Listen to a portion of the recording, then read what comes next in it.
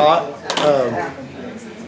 we're going to go ahead and call the Budget and Finance Education session to order. Today's session, we're going to be covering parks, public works, and I think it's wastewater. And for that, I'm going to turn it over to the chair of that committee, Councilman Cody Harvey. So, Councilman Harvey, the floor is yours. Thank you much. Conduct this as you see fit. Good morning, everyone. Thank y'all for being here. Hello, hello. Excited to hear from our Public Works Department and Parks and all the things that they do. Hello, Brian. Thank you all for being here. One quick story before we go in and we hear the budget presentation today. This gives you a little bit of a synopsis of the efficiency, the attention to detail that our Public Works Department does under the leadership of Jeremy Wood.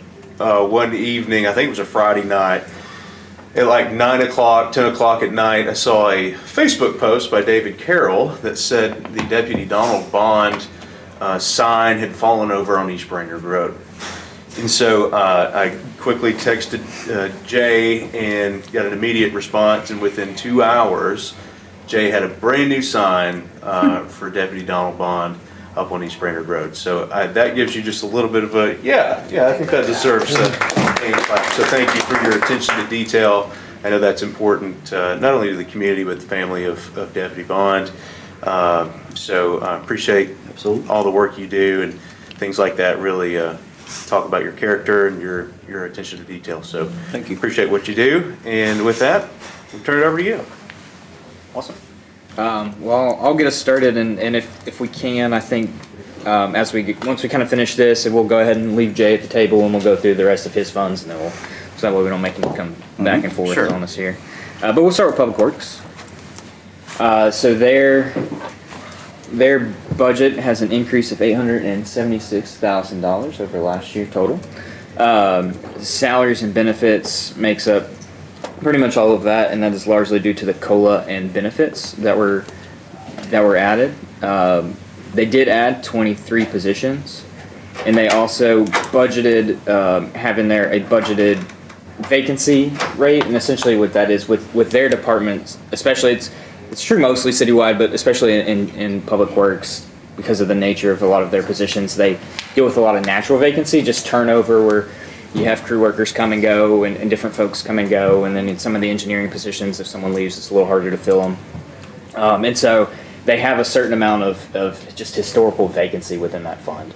And so what we did this year, what their team did this year really, is take a deep dive kind of on that historical vacancy and try to get that budget more right-sized. The way our budget system works, EPM, kind of the technical piece of it, it takes all of your positions and it assumes 100% fill for the full year, which we know doesn't happen, right? So they took a deep dive on it and said, hey, let's, with a conservative kind of edge to it, let's say, what should that number be? And so they reduced kind of that 100% full by the 2.4 million to try to account for kind of where their vacancies typically are. And what that allowed them to do is add 23 positions that they need to further the work they're doing at kind of a budget neutral stance, right? Because they were able to kind of take those vacancies and then fill them with these positions. So, yes. And so we kind of last year we took out that vacancy because it had kind of gone. Folks had typically, I think in the past, used that as a way to kind of. They missed the mark on that vacancy number, and last year we said, well, let's just not do it, and we know that's not real. So this year we've kind of, again, they did a good job of going through that and seeing what the number should be and putting it there. So anyway, so they did add that, but again, that's the 23 positions are largely budget neutral because of the vacancy projections that they've done.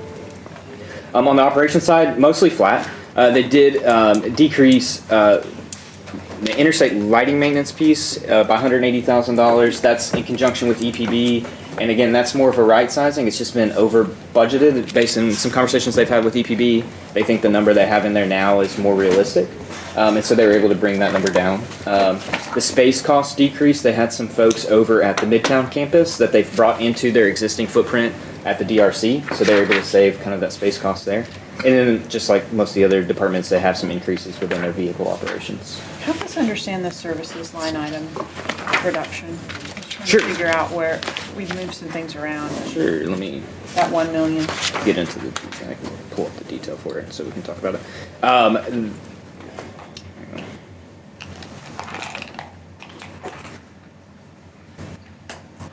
Big file moves a little slow.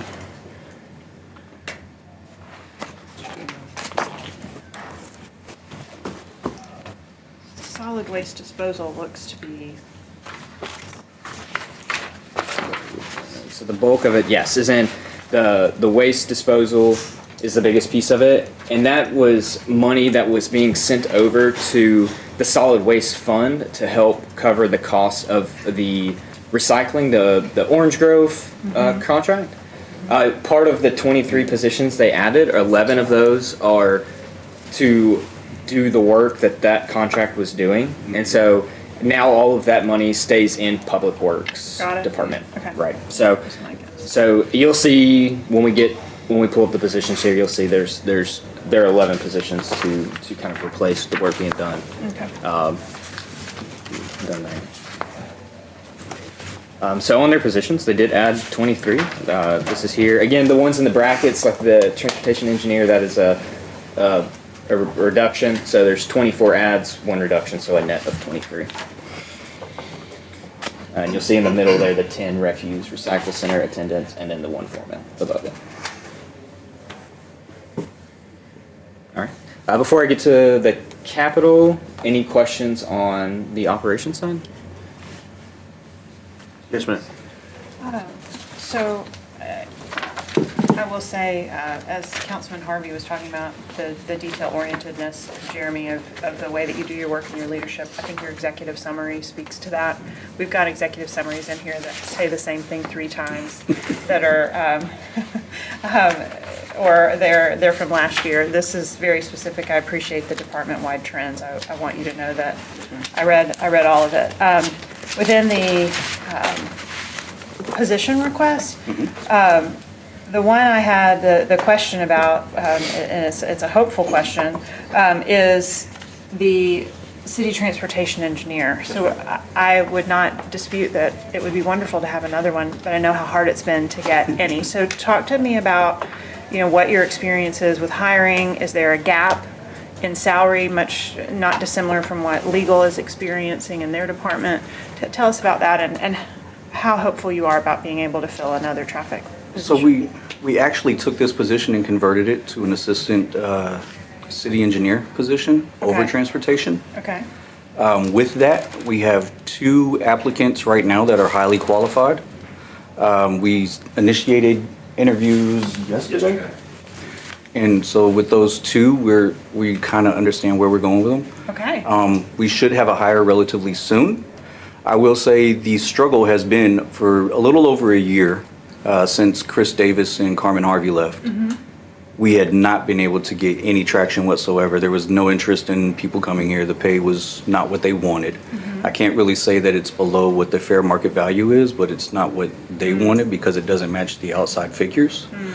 But there's a lot to it in what we do with family time and the ability and flexibility that we have here in the city that a lot of people just don't understand until they're burned out from doing it on the outside. So trying to capture that was very difficult.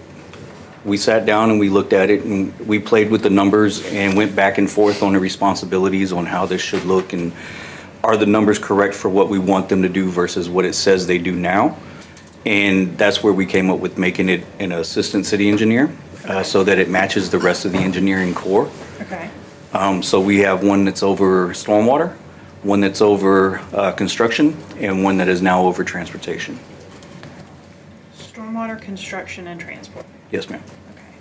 And I think with the 2 applicants that we have right now, I think it shows the engagement that we put into that is showing with the quality of those applicants that we have. And one of them is actually a local person. Well, that's really encouraging. I'm glad to hear that. I know it'll take some real pressure off Yes, ma'am. of other very important team members. Absolutely. And then could you also tell us about the zoning development manager? Yes, ma'am. So the zoning development manager is one that we've had struggles with in the past as far as trying to get plats pushed through the system and different positions of leadership being taken care of. And it's been a constant struggle. And with Bill Gore in the seat in LDO, he has been very creative in what he's trying to come up with and how he's trying to reformat his team to look. And the zoning development manager is one that's going to provide the oversight directly to the zoning operations citywide. So we'll have someone that is dedicated just to seeing those operations. And then they'll have a QC, QA opportunity over everything that's coming in, so they can make injects directly onto the permit requests and the plat requests. And then with this oversight, we anticipate that the delays that we've seen in the past will no longer be, because they have the system that is going directly to them, and they'll be able to make those injects throughout the process instead of waiting until the very end. That will make a big difference to our building and development community. Yes, ma'am. Time is money. Yes, Okay, ma'am. that's helpful. Thank you very much. Yes, ma'am. And I will say our times in LDO have dropped significantly since Okay. Bill's been working on everything. What used to be a 3-week timeline for initial reception and reviews is now within 7 days. Okay. Wow. What's the goal to get to? I would like it to be under 5, but we're working with a lot of different companies, and the mayor has a lot of different, what are they called? I can't remember the name of it. Cohorts. He has cohorts that he's working with from different cities, that he's getting different ideas, and we're exploring a lot of different things across the US. Okay. So we're trying to pull in everybody's best practices to get us down as low as possible. Okay. All right. So it had been 3 weeks and now we're down to the 7 Less than days. 7. That's fantastic. Okay. Just make sure, Mr. Chair. Yep, that's all my questions. Thank you very much. Any other questions, council, at this point? Okay. On the capital side, this is kind of their capital budget, $18 million of public works capital items. The biggest chunk of that is the $10 million for paving that we've been committed to. Then you'll see a handful of other items up there. Anybody has any questions about any of those? Yes, ma'am. I'd like to confirm in this public session, so the Family Justice Center facility improvements, the $900,000, that, let me just confirm that is for, in large part, the build-out of the Rape Crisis Center? Yes, Is that correct? That's correct. Fantastic, okay. That's an important commitment that the city has made. Okay, thank you, that's all. Perfect. All right, that's Public Works. We'll again keep Jay at the table, and we'll move on to State Street Aid. This fund is funded by our gas tax that's coming down from the state, and it's used to do road improvements. You'll see they have a decrease of $226,000. Salary, most all again is in salaries and benefits. And again, they've applied, you'll see on all of these, all of Jay's slides here, they've applied this vacancy, that same kind of idea of right-sizing the vacancies and accounting for those appropriately. They've done that on all of these, so that's where that decrease is coming from. They do have an increase in asphalt. I mean, we've all seen kind of the cost is going up, and I imagine it'll continue to do so for foreseeable future, and then some vehicle operations increases there. They have 60 positions in that fund, no new positions, no reorganizations, so it'll be the same positions as last year. Any questions on the State Street Aid? It's pretty- Councilwoman Hill. Okay, so the 10 million that's in capital, we're gonna transfer 1 million from State Street Aid to paving, so that puts us at an $11 million overall capital investment for paving? The State Street Aid money is a portion of the 10. Oh, it is a It's portion. it's a funding source for the 10. Yes. So not 11 million, That's right. okay. That's right. Important to understand, thank you. Yes. Is that all, Councilwoman? That's all, thank you, Great. Mr. Chair. One of the things I want to point out with the increase in the asphalt, hopefully with the attempts that we're having with the alternate means for the paving, might be able to get us away from that increase. So then we can use more dollars to improving the road structure without having that large impact. So As of June 1st is whenever the first one is going to be in place, and we'll see how that goes, and hopefully that will work out for everything. That's the pressure pave? Yes, ma'am. Okay. And there's a significant cost difference between that and fresh asphalt? Yes, ma'am, it's about 50% difference. So, okay. Thank you for that. Yes, ma'am. That's all, Mr. Chair, for now. Thank you. That's all right. All right. All right, we'll move on to the next. Solid waste. Solid waste budget has a overall increase of $340,000. Benefits, salaries and benefits decreased 212. Again, some of that budgeted vacancy, and then they moved a truck driver over to the general fund. And then you can see the operations and transfers total increase, but the operations total is actually a decrease, and then the transfers increased. So the operation side, we decreased in services. Again, that's related to the Orange Grove contract that had been previously paid out of this fund. Now all that work is being done by Public Works employees in the Public Works Fund. And then the transfer to that's a transfer to capital, and that's for a compactor at the landfill. The one we have out there is getting a little bit older. We have to have two, Yes, right? sir. We have to have two. Our backup one is not reliable at this point, and so especially with the expansion that's going on at the landfill, they need a new reliable compactor out there. And so that's what that $1.4 million is to pay for the compactor. Mr. Chair, might we be able to do a lunch and learn at the landfill? Well, sure. I've never been to the landfill. I mean, I could go by myself, but I think that would be really fascinating. Absolutely. Lunch at the land. Just a thought. It's for Mr. Chair to discuss with you, but that would be Absolutely. pretty interesting. From the landfill. Yeah. I will write it down, party at the landfill. We could look for our own food, make a picnic, and be like Top Chef or something. I wouldn't recommend that. Again, we don't have any new positions, but they did move one truck driver over to Public Works side of the general fund. And then on the capital side, we have the $3 million for the expansion we're doing out there, and then the $1.4 million for that new compactor that they need. And any questions on solid waste? Any questions? Okay. Moving on. All right, Jay, I think this might be your last one. All right. Stormwater.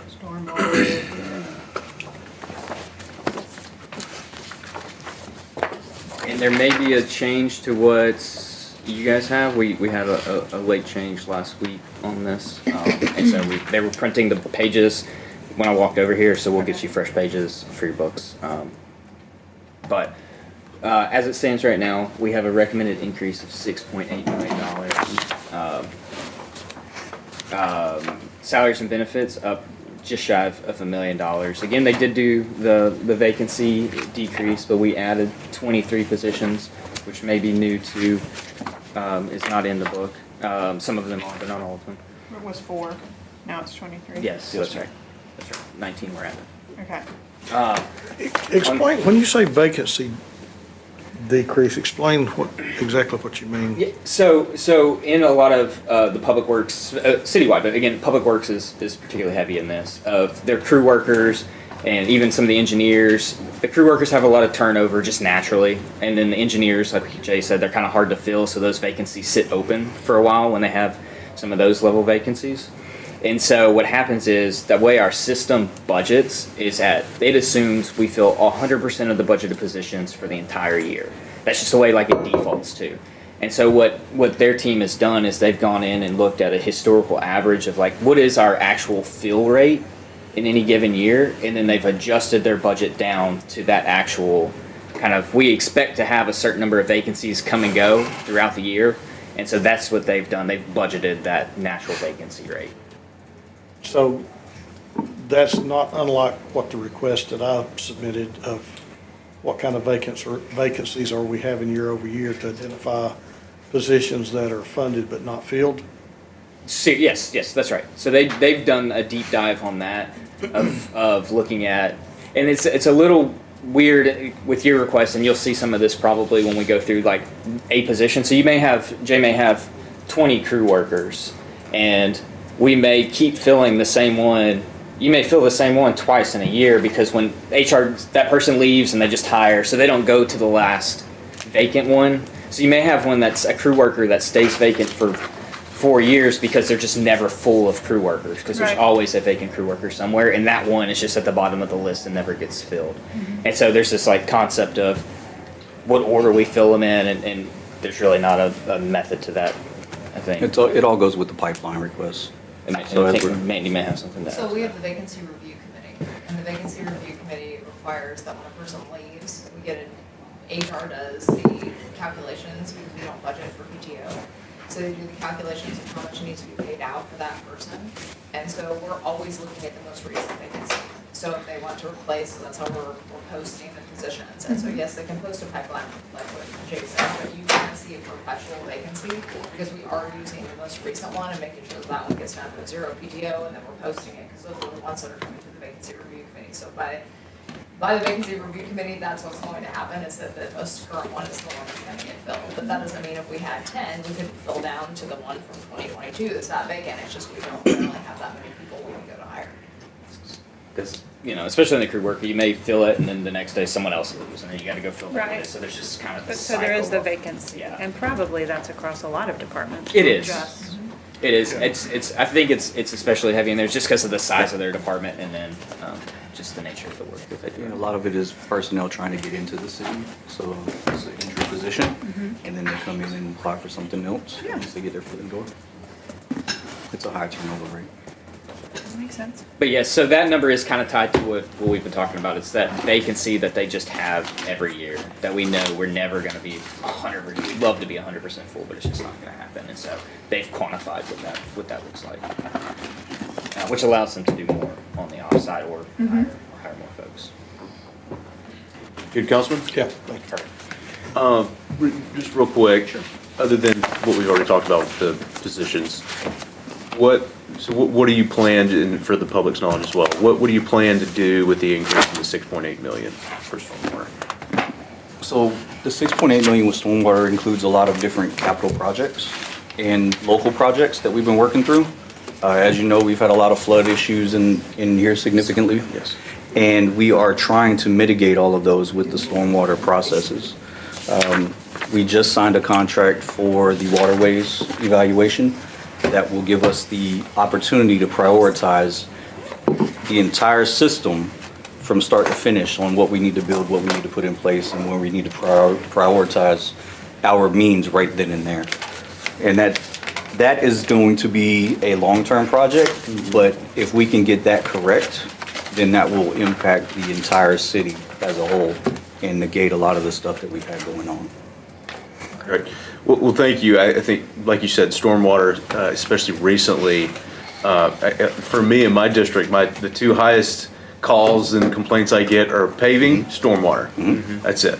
And a lot of those work hand in hand. And a lot of those working hand in hand, exactly. So I'm glad to know that we're looking at this, especially as a long-term project, to try and find a solution and get ahead of it as we see these problems increasing. So, okay, good. Any other questions for stormwater? I will point out the difference. The 19 we did add, again, not in your books, but we have the replacement pages probably by now. We'll get them to you today. The 19 new litter crew. Yes. To go out, and Jay and his team are developing a plan on how that's going to be Excellent. implemented. And so, Very good. And that's as part of the resolution that we passed, Yes, sir. The Councilman Elliott's. Councilman Elliott's. Yes, sir. A couple weeks, or a month ago or Yes. so. Yep. Yes, ma'am. If I may, since we're talking about the litter crew, I brought this up in Jay and I have talked about it, but in our meeting with Kevin about budget.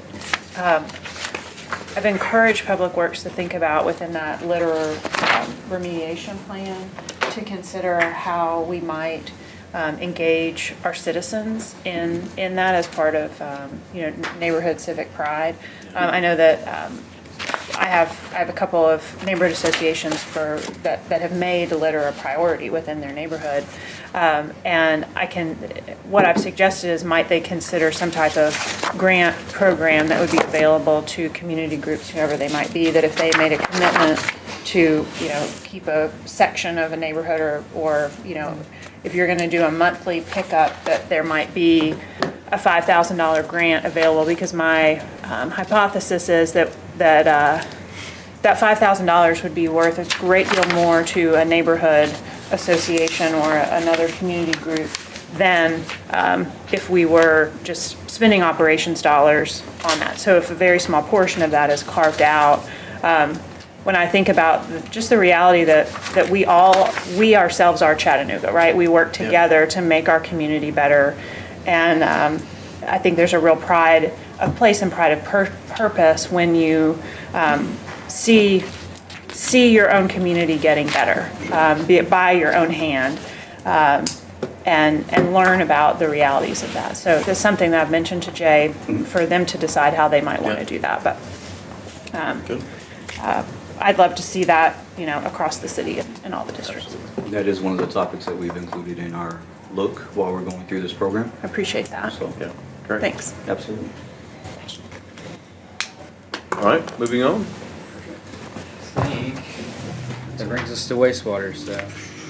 That is not me. I appreciate y'all's time. Thank you very Thank much. you, Thank you, Jay. Jay. Happy Public Works Week. I appreciate it. Yes. There's gonna be some changes to the calendars. Okay. As far as like locations and all that for this week's events because of this weather that's coming. But I will There's be weather pushing that to coming? everybody. That's so that rain. you all know. That's what Rain's coming. Yeah. Come on down, Mark. Oh, 1 week you tell us about all the plans, and then the next week I hear it's 50 million over. I'm just excited for you to be here, sir. It's, don't believe what you read. Let me just say that. How often is that true? Have a great day. Very good. All right. We'll hop right into wastewater's budget. So the recommended, recommended increase, 49 million. The bulk of that is on the capital side. Salaries and benefits is up 1.2 with an increase of 17 positions, and they also had the COLA and benefits increases included in that. On the operations side, again, the bulk of their overall increase was within the transfers to capital. And then they do have some debt service that they're going to add this year that they're going to start paying down. So this is 2.6 million. The 23 position, or the, I'm sorry, 17 positions are listed here. So total last year 225, the 17 new brings them up to 242 head count in this budget.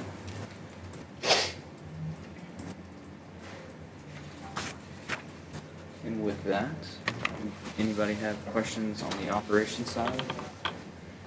Council, any questions? Okay, can you speak to the Class A power project and its budget and where it stands with the capital? Sure, and what was reported in the news was that a certain technology, the thermal hydrolysis process that we had looked at, we didn't choose that technology because it was too expensive. But we're still doing the project, and the project is still designed to be within our budget. We're still working with the design build contractor to get things, doing some value engineering to try to make sure that we get within our budget, because one of the things that I was been telling the team is that we're not going to just throw money at this just because you tell us it's going to be expensive. You guys got to sharpen your pencils and make this project work within our budget. So what are we getting then for the So 50 million? what we were going to do originally was put in the thermal hydrolysis process, build another digester, and rehab the old digesters that we talked about at the last meeting, which are 60 years old.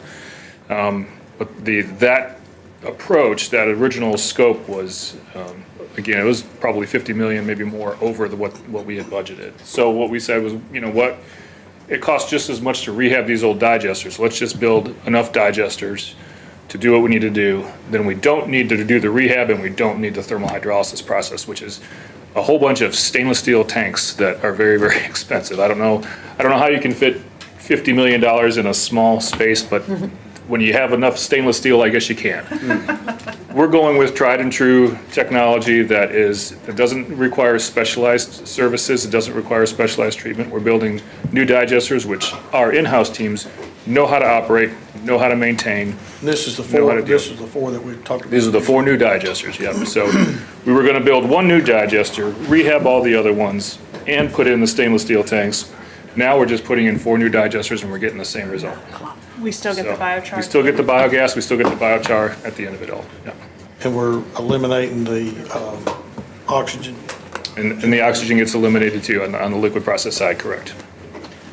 Does that, I know one thing we talked about during our tour over there was the reliance on EPB, that big bill that we get. Yes. Does that still, It's all still part of it. Okay, Yep, very good. Yeah. The intent of the project has not changed at all. We're going to be generating biogas, we're going to be converting that into electricity, we're going to be drying the biosolids and creating a biochar. All of that stays the same. It's just how we do we it. do it. It's like we're not driving the Lamborghini, we're driving the Honda, okay? But we're still getting the We still same, get- getting from point A to point B the same way for a less cost. And that Honda's a whole lot less to maintain. It is, exactly. That's exactly right, yeah. Okay, smart. okay, council? Hey there. Hello? All right, moving on. Great. Again, the 17 positions that they added there.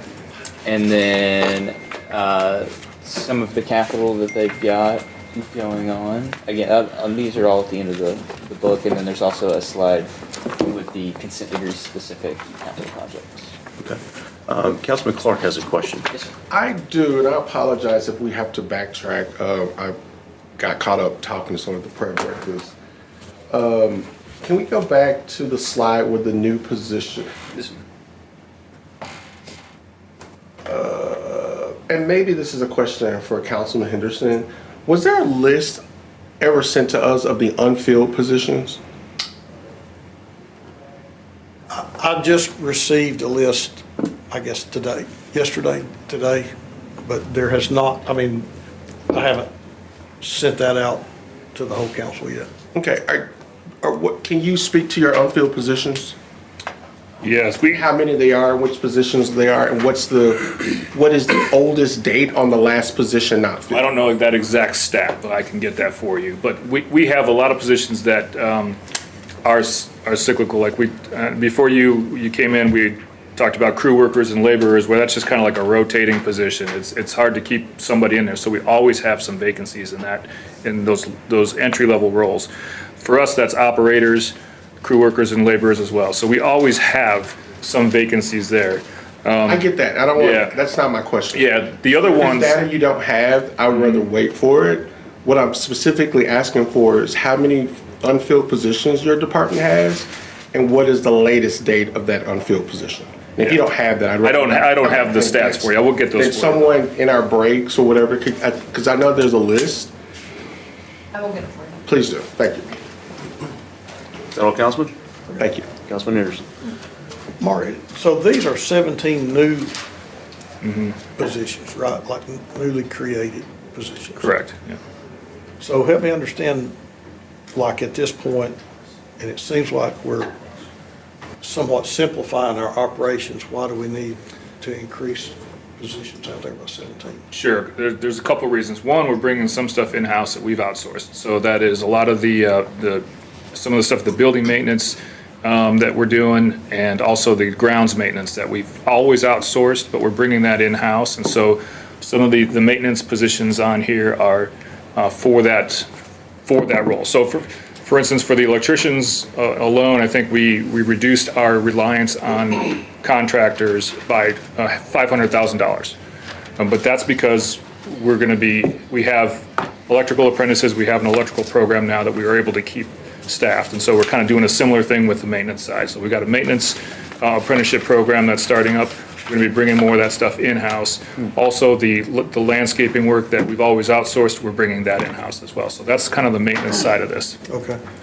Some of the other positions, the engineering positions, we've struggled to fill the engineering positions, and Councilman Clark, to your point, that this is one of those areas where you're going to see there's some vacancies, and you see that we're adding more. How are we going to do that? So one of the things that we've our new program, which is the energy program, we have one person kind of trying to run that whole thing, which is, it's unsustainable to have one person that has so many different responsibilities when it comes to the solar, the biogas, coordinating with EPB, TVA, the maintenance on those things, and the coordination with the Department of Energy and others that are getting us these incentives to do this project. So we're bolstering that group to actually be a kind of a subgroup within the administration division right now.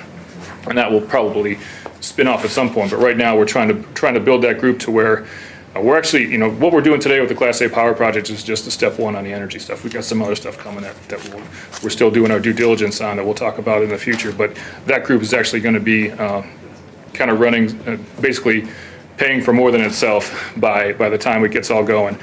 So that's the engineering positions that you see on there. And that's basically the main things. The other thing on there is the senior director.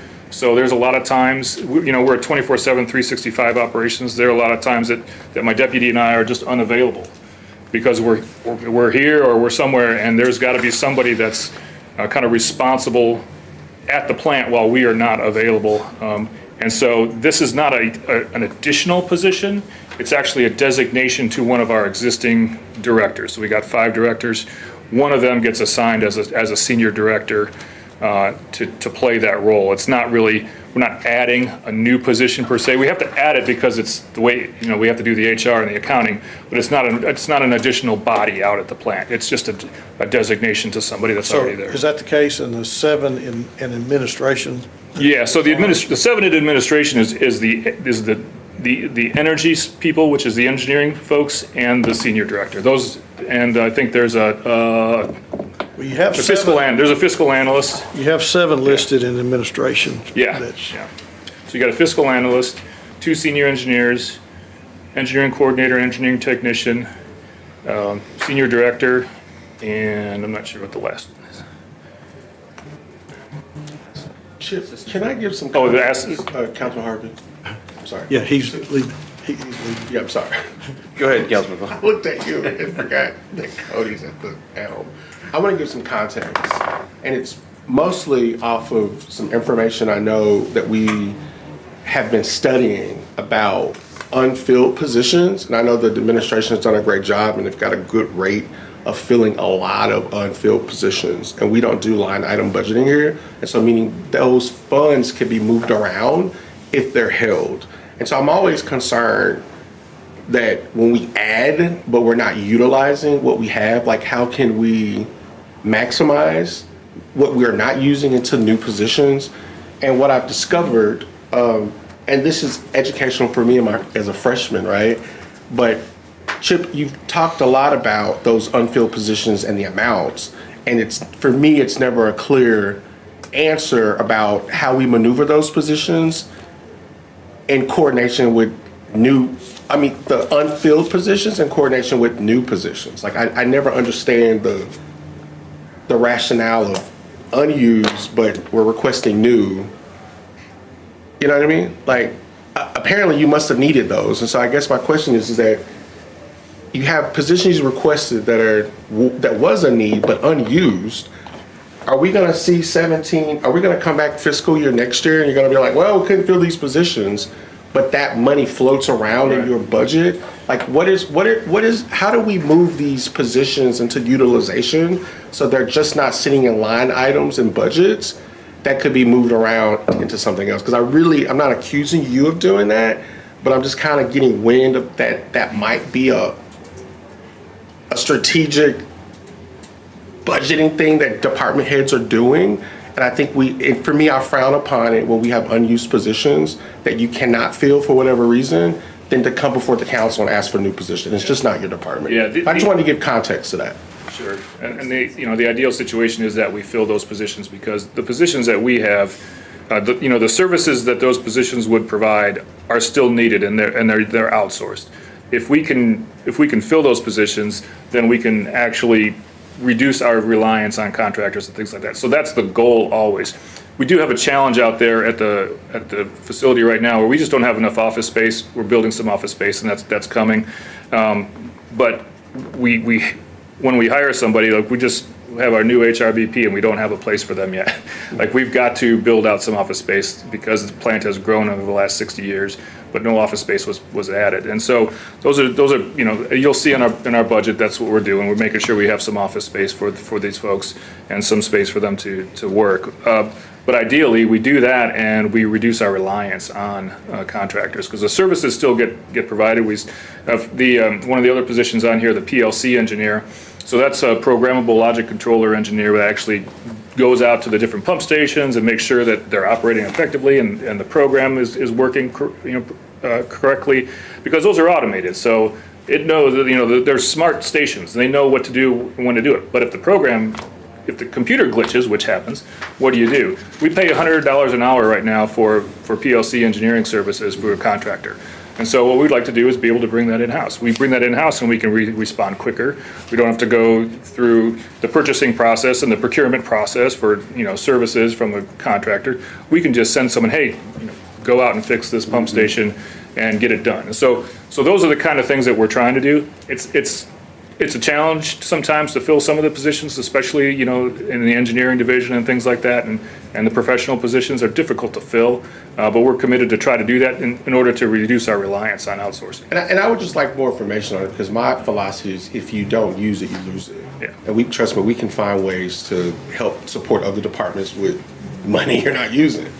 So I'd like more information I'd like for other administrators who come before us to know if you're requesting new positions, you need to know what you're not using and be able to explain that to the council, because we've appropriated those funds to you in our previous budget and you didn't use it. So that's going to be my question for every administrator that comes and asks us for new positions, until there's some explanation. You know, I'm sure there's a good explanation, but when I ask a question like why you're not, I really do expect you all to know that data alongside the data that you're requesting us to fund. And I think that's fair to the taxpayers, because you're in essence, you're not using money we gave you. And so if you're not using it, then why do you need it? Yeah, 100%. We'll get you that So answer. if you could give me that explanation, that would be great. Absolutely. Councilman Henderson, you're recognized. Thank you. Mark, help me understand. So we increased our salary and benefits $1.2 million, and you said that was to reduce our dependency on subcontractors. Yeah. Basically, correct? So is the subcontractors, help me understand which line item the subcontractors are showing. Is that under services, which it looks like we've decreased our services by 800,000? Yeah. Part of So- the $1.2 million is also the COLA for the existing, Yeah, and that's benefits true, of yeah. the existing employees. Okay. So the total cost of the new positions would balance with the reduction in subcontractors? Is that correct? Well, yes and no. Yes, for some of for the maintenance for sure, but for the new energy stuff, we're adding services. The other thing we've done, as you notice, we've added large tanks around the city. We've added pump stations and electrical controls with all those tanks. So we do have more infrastructure that we're maintaining, but all the energy stuff is new. That will be offset by once the Class A power project comes online and we're generating the revenue there. So that's looking out a few more years. Well, is the 800,000 in services, is that directly related to subcontractors? That would be so I don't allocate where the dollars come from. The bulk of it is, Yeah. like Mark said, This a lot is of it, accounting. half a million, I think, in the electrical piece of it with the new electricians. Yeah, that's fine. Like if we look at the services line item, page 415 of the budget, some of them are down, but some of them are up significantly. We have the total delta being that 800. And it does take time to fill positions, so there's you know, it might not show up in this fiscal year, but it should show up in future fiscal years. Like 2 years ago, we did the electrician, you know, apprenticeships. And then now we're seeing 500,000 reduction. This is like 2 years later. And that's kind of how, because you got to fill those positions, you got to get people up to speed and everything else. So there is a bit of a lag. I want to but- make sure that we're tracking if we're increasing on our salaries or we're decreasing on our Sure. subcontractors and not just, Yep. Right. you know, the whole thing inflated. A big chunk of that decrease is the pipeline inspection piece of it. Yeah, so- 1.5 million. That's a good point. Yeah, we're doing that in-house. So we used to have to hire consultant or contractors to go do the pipeline cleaning and inspection around the city, all the collection system. We're doing a lot more of that in-house now. And so that's also reduced our reliance on contractors. Councilman Clark. I'm sorry, Councilman. Oh, I've asked a million questions. Okay, I don't feel bad, but I did get some good Welcome. prayer time in today this morning, so that was really good. This is for Mandy in conjunction to your department. Mandy, you sent the vacancy review list over that I just received, and it's not departmentalized. Is there? I thought you just asked for wastewater. I'll send you the whole thing. Oh, this is wastewater? This is just wastewater, is that I say. They should be filtered for just wastewater. There's 1, 2, 3, 4, 5, It can't be. 6, 7 positions. Where you see You wastewater? said a total of 759. Is it under a different tab? Oh, where's What are your it? vacancies? Yeah. Okay, so there's 2015. There's a 2015 versus a 2026 list. That's a different list. That was to see what positions had changed from 2015 to 2026. Okay. And that's whole city. And then So one you of just your sent me vacancies his, which, filtered. 1, 2, 3, 4, 5, 6, 7. So you have 7 unfilled positions Currently, that's what we're for wastewater. I think those are the ones that are unfilled and have been unfilled for More than a year. a year or so. So like, And that was my question. I wanted to know which positions, yeah. how long, and how long they've been. And I think there's a column on that off to the right that may have It is. last It filled. says Positions last filled, and it has the last filled date, and the oldest position that he has is a senior engineer for 2023. Right, maybe one more column over. Councilman Henderson, as chairman of the budget, might it Okay. be possible if next week we have some time specifically where all the council has that and has studied it, and then Mandy could walk us through the intricacies of those positions, of how that. You're is talking about tracked? all vacancies. The vacancies, yeah, because Councilman Clark, something that Mandy was telling us about, like the dates on the position that, so say you have 10 litter crew, and part of the vacancy that happens is that somebody might get another job in the city that's not as entry level. And so they're always refilling position number 1 or position number 2, like so like the date on the bottom of the position, if they have not kept a full crew at all that time, that one might be dated 2022, when in fact they've been running through these others. Gotcha. Which doesn't really change the question itself of, well, do we have an extra crew position that we don't actually need?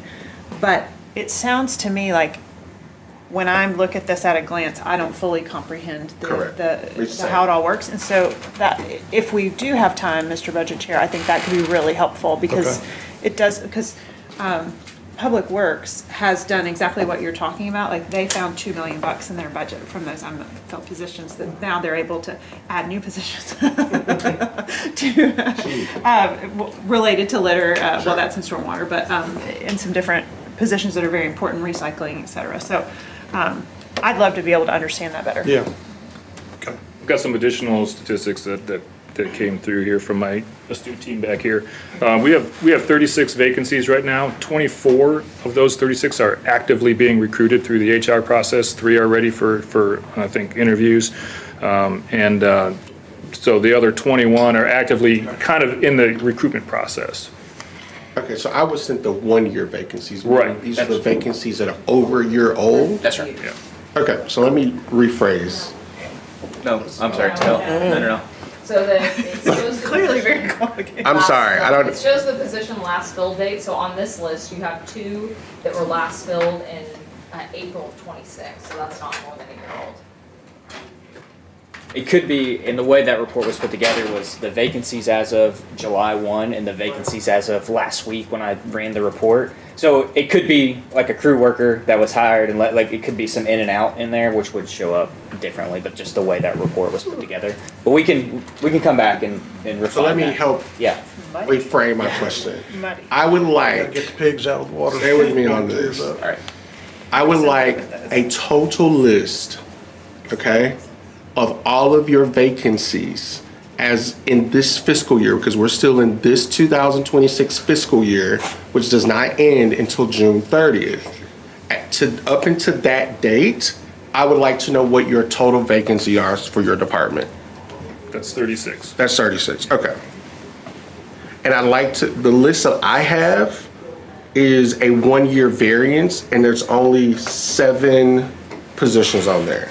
So I'd like to know all of the titles of those positions, 36. So I would like to have a piece of paper with those 36 vacancies and their titles. Yep, we'll get it to you. Okay, thank you. I don't know why that was complicated, sorry. It feels very complicated. Councilman, what I have requested from Weston, so I had a document last year Yeah. that listed every vacancy Yes, by you did. department. And it gave a budgetary number. I mean, if you added them all up, I think it was around 18 million. A lot. Okay. But then when you took out the fire and police that drop were it to me in filling it, email. got down to like 8 million. But I would like that same format Sure. for this year and possibly somehow overlay it to figure out That's right.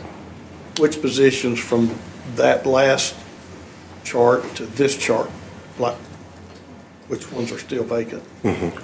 That sounds like a good AI parse. Yeah. Seriously, those two, to compare the two. But Just Councilwoman Burrs? that's it, yeah. I'm sorry. You good? Yeah, I'm good. Okay. Councilwoman Burrs? Because of what several people have said about how it's always rotating, I think there's some information that for me would be missing, and that's what's actively being reviewed. I mean, I know there was a position with a department last year that maybe, never saw the list, but maybe made it to the list, but we don't necessarily know what departments are actively pursuing. And it may just be that, yes, we need that position, but we haven't been able to find the right person. So how does that get identified on that list? Well, there was a column, I think, and it might have been listed status. I mean, like if they were in an interview process, Okay, I just want to make sure that we see that information as well. There was a column that kind of gave a Okay. update of where that position. Councilman Hughes, do you still have that list? That list? You had last year? I've got it somewhere. Okay, all right. I think it'd be good to send to Weston and Mandy, maybe in I mean, preparation for I'm sure it was next a week. document. Yeah, it's probably in the FY26 budget folder Okay. from last year. Alright. Yeah. I'll go run it down. Okay, Find it. all right, very good. And just a comment, and if we have the time next week to have more of a lengthy conversation once we have the information in front of us, I want to make sure that we're allowing the various departments to have the opportunity to have an exchange with us. Again, we don't always know what's going on behind the scenes of, yes, we need this position, yes, it's been open for over a year, but we haven't had the right person apply or been able to fill it. So I hate to cross out something that's desperately needed, but there's not always the right person around to fill that spot, so. All right, we got about 6 more minutes and we still gotta go to parks, so let's. I think there's time in the next hour probably with just DTS and early, and then if it needs to go a Okay. little long, we probably manage that, I would imagine. But yes, anything else for Mark? I know, that's why I'm like, we gotta go. Anything else for wastewater? I think that was it. Awesome. Great, thanks, Mark. Thank you. Thank you, Mark. Come on down, Brian. Talk some parks. Absolutely. City and a park. Or the fun right here. department. The fun department. Let's just start off with I thought that that. was finance. All I thought right. it was fine. You're so well suited to your job. All right, the floor is yours. All right, so Parks is showing an overall decrease of $1.1 million. And we'll get into why. So salaries and benefits, a decrease of 630. And what we did is we moved, I'm gonna get the Arts, Culture, and Creative Economy group from Parks. That's the group that kind of manages large special events and things, and that's moved over into Economic Development. So when we get into Economic Development, you'll see those folks added to that budget. So we've moved them from here to there. And then on the operations side, there's some operations dollars associated with those people and those teams. So those monies have been moved as well. And then there is $100,000 added for our investment in money towards our investment in the National Park City. The 6 positions from moved to Economic Development, they're listed there, but again, it's that ACE team, the Arts Creative Economy, moving from Parks into Economic Development. Any questions on that kind of high level? The bulk of the change was just, again, moving that group over, that generated the bulk. Does this budget include the new park out in my district, District 4? Gray Yes. Road? Okay. We did acquire Gray Yes. Road.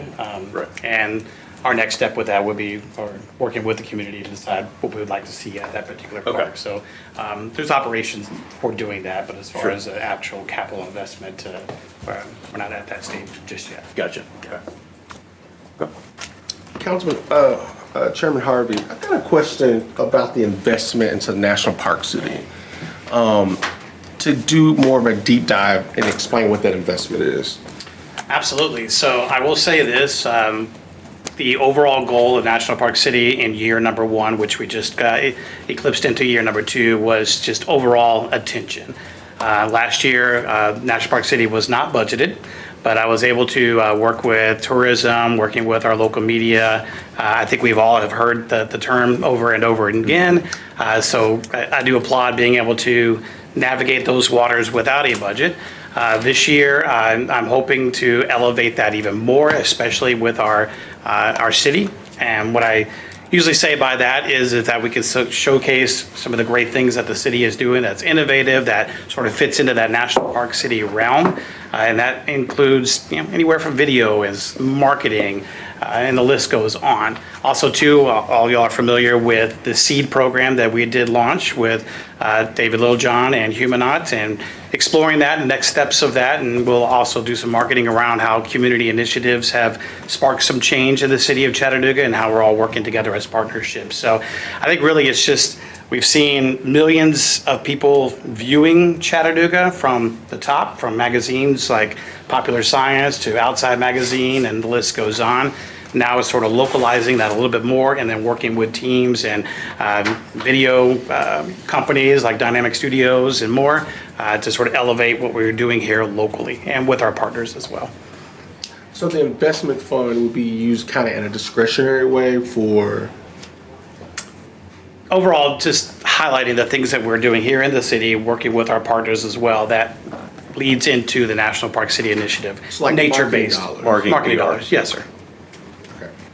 And I think that's what it should say, because when you use a broad term like National Park City investment, and we're all still trying to learn what National Park City is, you need to be a little bit more detailed about what that investment is, as far as like, if it's marketing, if it's community engagement, then that to me is what it needs to be earmarked as and explained as. Because when I think of investment, I'm thinking like, well, it's a park, you're building more parks, That's right. you're building more trees.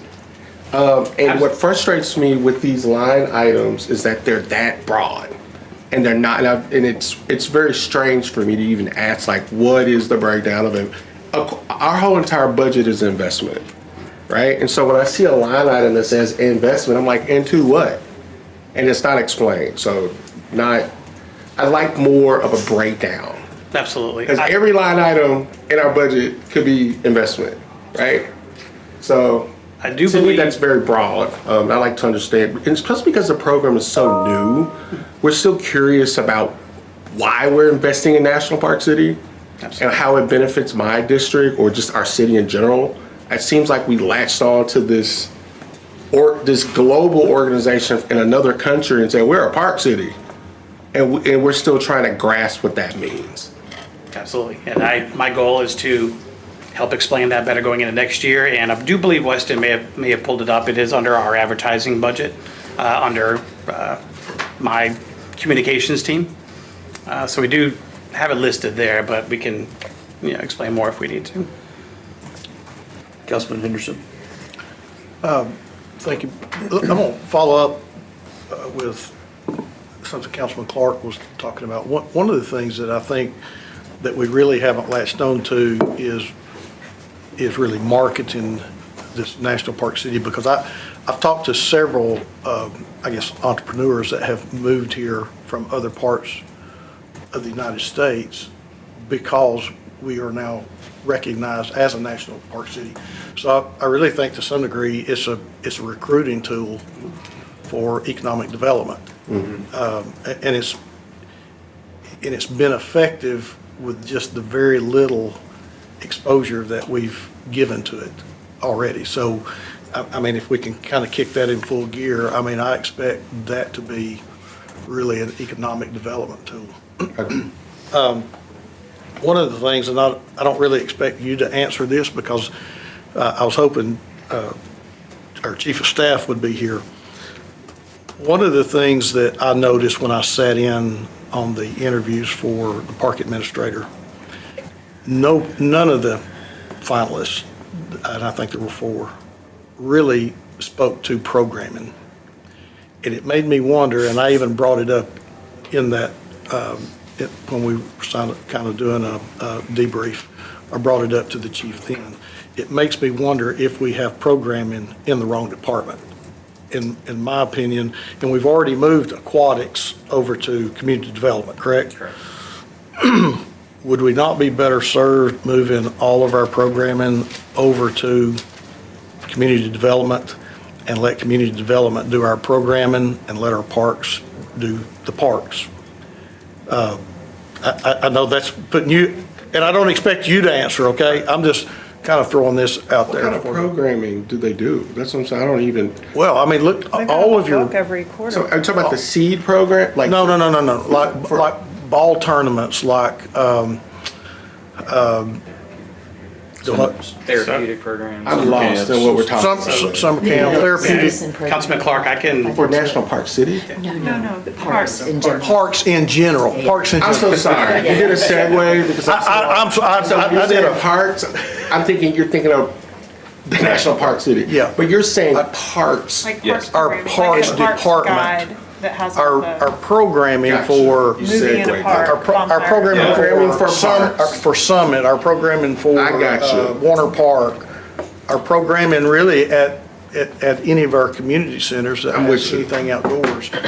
You know, all of that goes through our parks department, but it was just very, I guess, evident to me that none of those finalists really spoke to that. And it just made me wonder if we have that in the wrong department, and maybe that's something that we need to talk about on the 26th. I can follow up with Our Chief deputy in Brian the corner. had a wants- point. He wanted- well, I was just gonna name off some of the recreation department, activities that we do. So while aquatics did move over, we do have therapeutic recreation. Of course, our outdoor Chattanooga program is extremely strong, where we're just connecting people to the outdoors every day. So kind of that learning ground. We have a couple hundred youth that are playing baseball tonight in our RBI program. The list kind of goes on. So to your point, I'm not able to answer that particular question, and I will let that for our next administrator. However, as far as recreation and the programs that we do, I think overall we're built on them being outside in the outdoors, and that's where it sort of fits in with the Parks and Outdoors Department, especially something like Outdoor Chattanooga, but all of our ball fields, all of our tournaments are outdoors as well. So I think that's the overall mindset of why recreation and those types of recreation amenities are in our department. Because it goes beyond the tournaments. While obviously that's an extremely massive economic benefit for us, just like I said, even the little ones that are playing baseball tonight, the yoga in the park that we had at Ross's Lawn this past Sunday, and the list goes on. So Well, I mean, it either speaks to community health Absolutely. or economic development. I mean, really, and I guess my point is, are we getting everything out of our parks that we could with programming being there? And we may, and the answer to that may be yes, I don't know, but I see our parks as being a big part of community health. I see it as being a driver, as being an asset for economic development, if we use it in that way.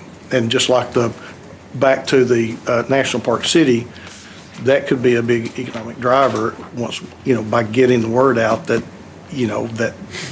that's what we are. Because there are a lot of companies that are interested in that movement. Absolutely. And just a quick follow-up to those that were candidates as well. Part of my transition for the new administrator, obviously, is explaining all of those recreation amenities and activities that we have going on. So it will be ready from day one. Councilwoman Hill? Oh, I'm sorry. Councilman Henderson? I'm good. I think, Councilman Henderson, your thought experiment is interesting and worth continuing to contemplate. Something that,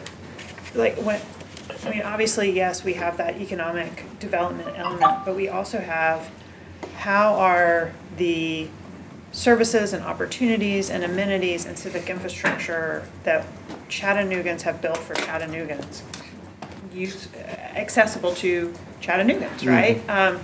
And I have long been impressed with the Parks and Outdoors Guide. When y'all first started doing that, that's my favorite publication of the year. I put, I bring it on my screen and porch. I look like, I wish I had, I highlight things and then I have to go to a different meeting sometimes. But Thank you. And so then when community development started putting that out, I saw, there's something there of, okay, well, we have two. But I do think that it's highly likely that there is an overlap in the folks who are interested in things that are happening in our parks, things that are happening elsewhere in our community, be that in a community center or a health fair by community health, whatever it might be. And then when community development launched an app, and I find that as a consumer, it is difficult to really know what's going on in the city with the parks, with community centers, et cetera, with the library. I mean, there's a lot of really neat stuff happening, and I do think if there were a way to coalesce all of that into a singular quarterly kind of publication, and some of that is like getting people out of silos, maybe. Or a Chattanooga app?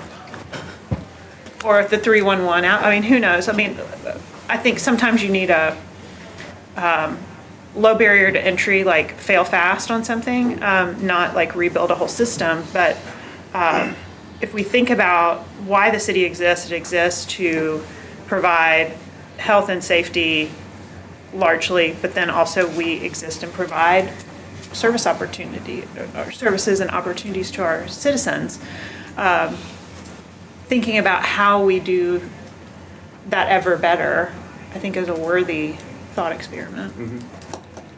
All right, council, any more questions before we move on? We're already a few minutes behind, so.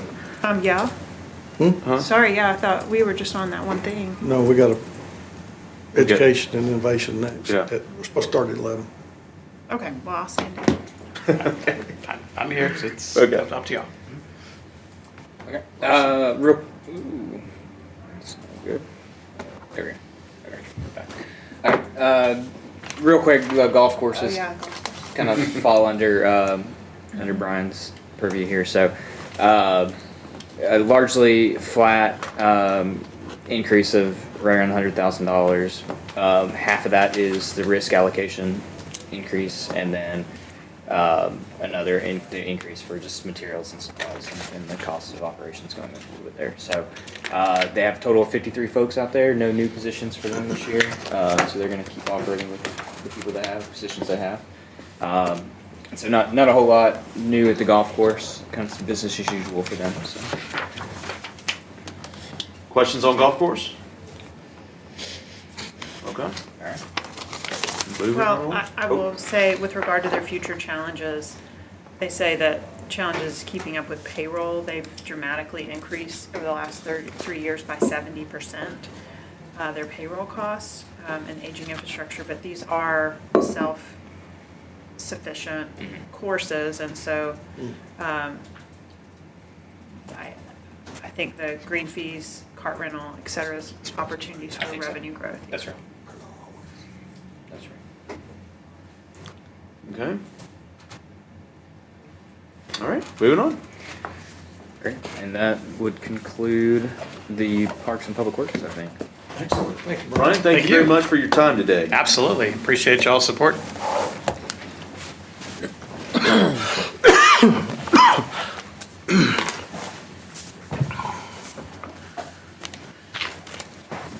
All right. I think that's. Oh, we're gonna turn it over to Turn it over to Councilman Councilman Clark. Clark.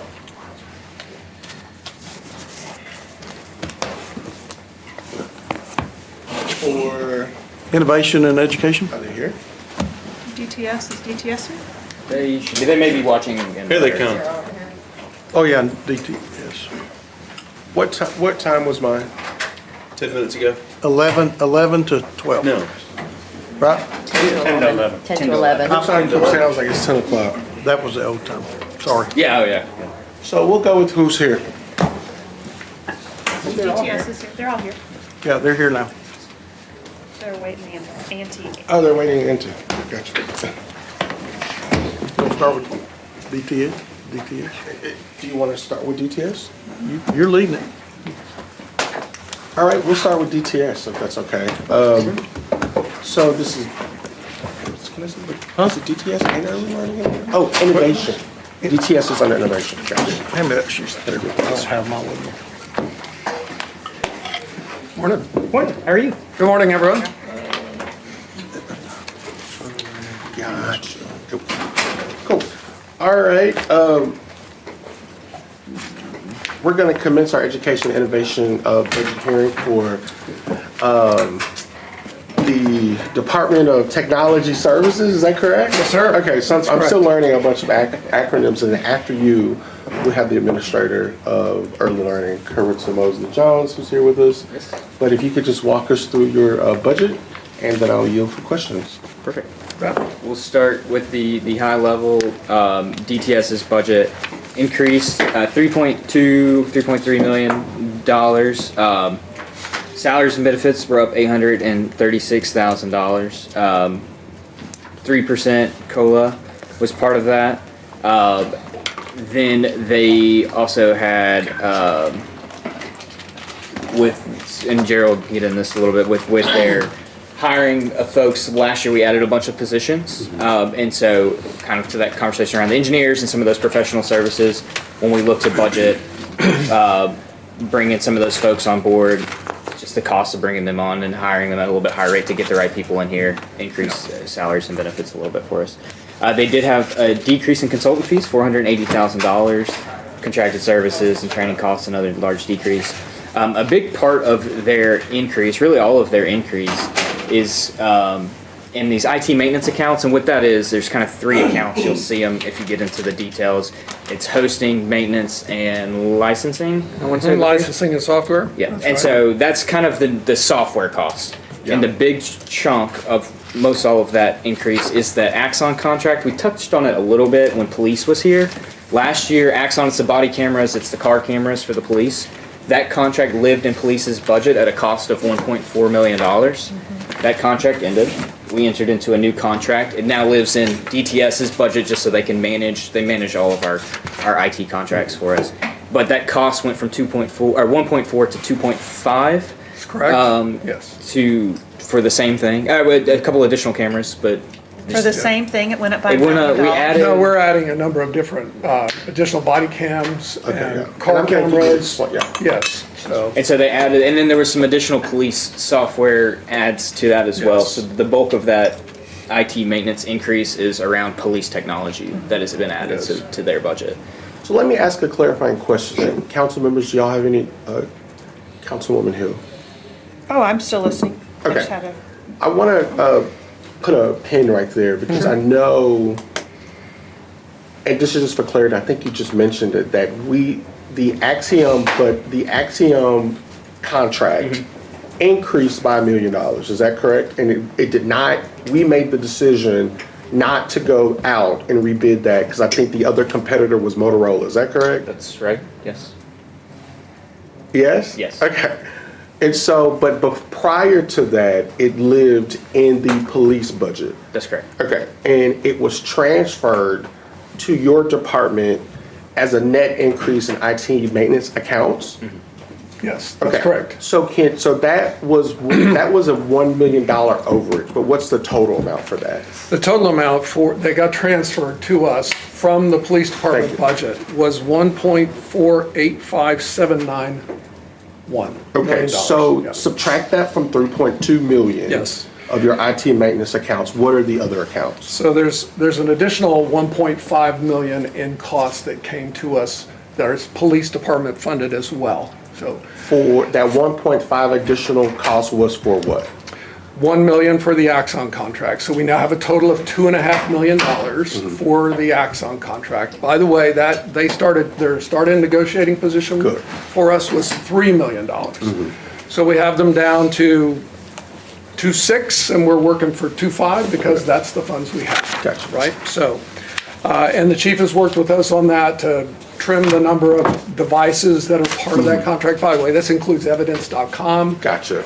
We have a camera system called Fusus that makes it possible for citizens, businesses, Hamilton Place Mall to ingest cameras into the Arctic so that we can provide policing services there. So we have a number of other things which I can detail for you. So there's an additional $1 million that gets us up to the 2.5. Then we have a system called Peregrine, and Peregrine is a data management system. So one of the truths in PD is that we have 20 years of data that has been collected through our records management systems. That sounds like something you put in the file drawer. We don't run a police department without a records management system. It is the way that department functions. Every area of the department uses a record management system.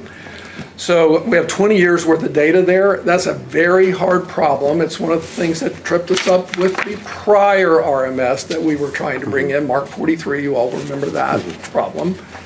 Data management. So this gives the chief the ability to reach back into history whenever he needs it and access that data without having to bring all that into a current records management system. Gotcha. Okay, so that's a big benefit to us.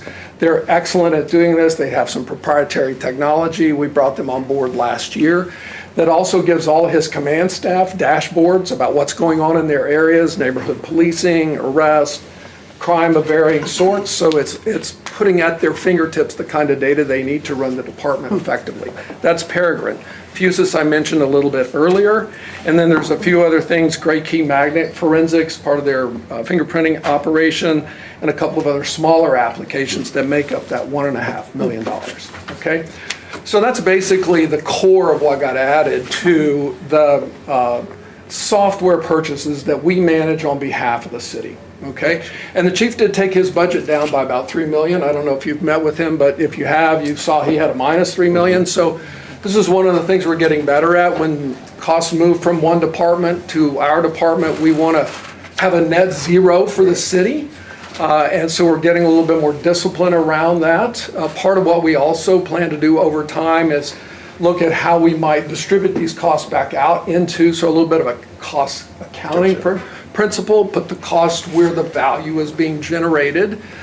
So that's part of our longer term look at how to manage this cost more strategically.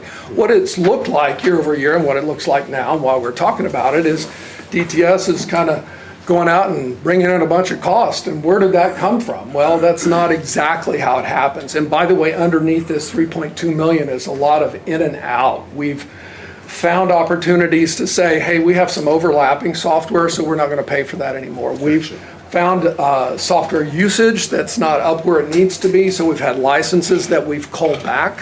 Some of our contracts let us adjust our cost. Others of our contracts lock us into multi-year. That saves us money, so we can't actually take cost out, even though we're using less licenses, but we hold them for new people coming in, so we don't have to come ask for more licenses. So Monday.com, iGov, other things that are used all over the city. Oracle is another example. We have to have an Oracle license for every human being who's full-time employed in the, in the city. So we have a lot of ins and outs. I have legal size paper here that's probably 300 line items of costs that we manage on behalf of the city. It is the backbone. The software is the backbone of the city operations, yes. So, And I would think it's the backbone of the innovation hub for the things you're doing to help digitize the police department.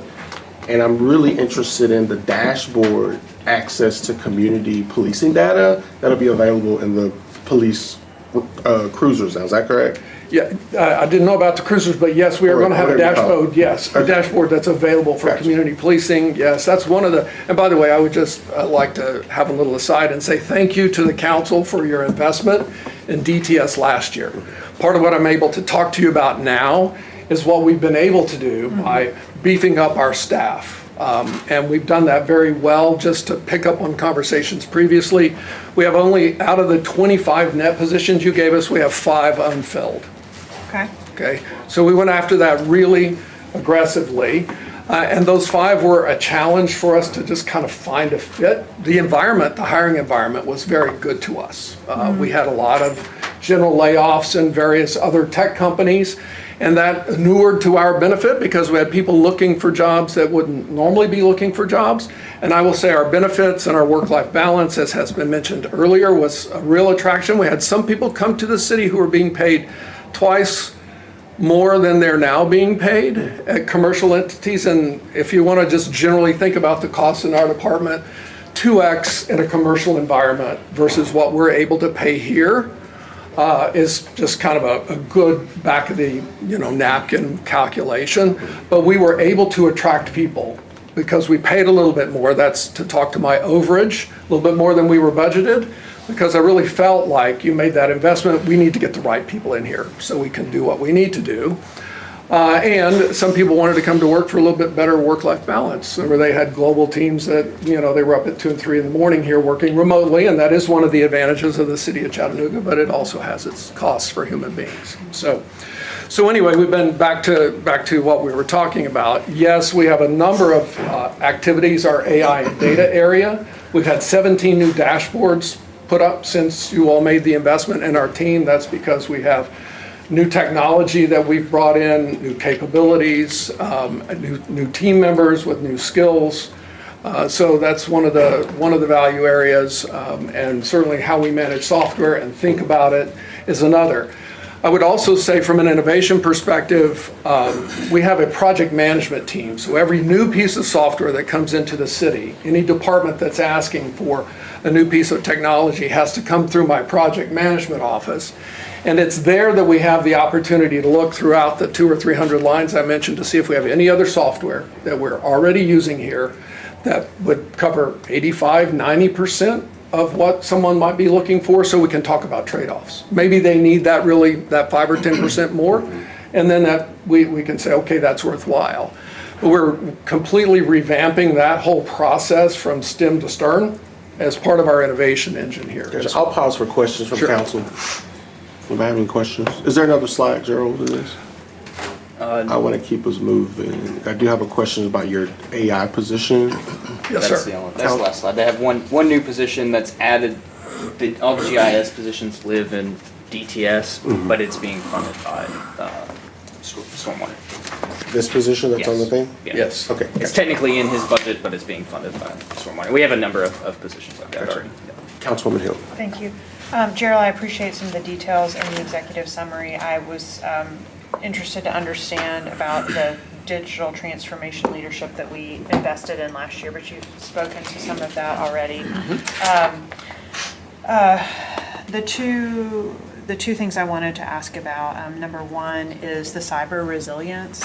It was concerning to me to discover that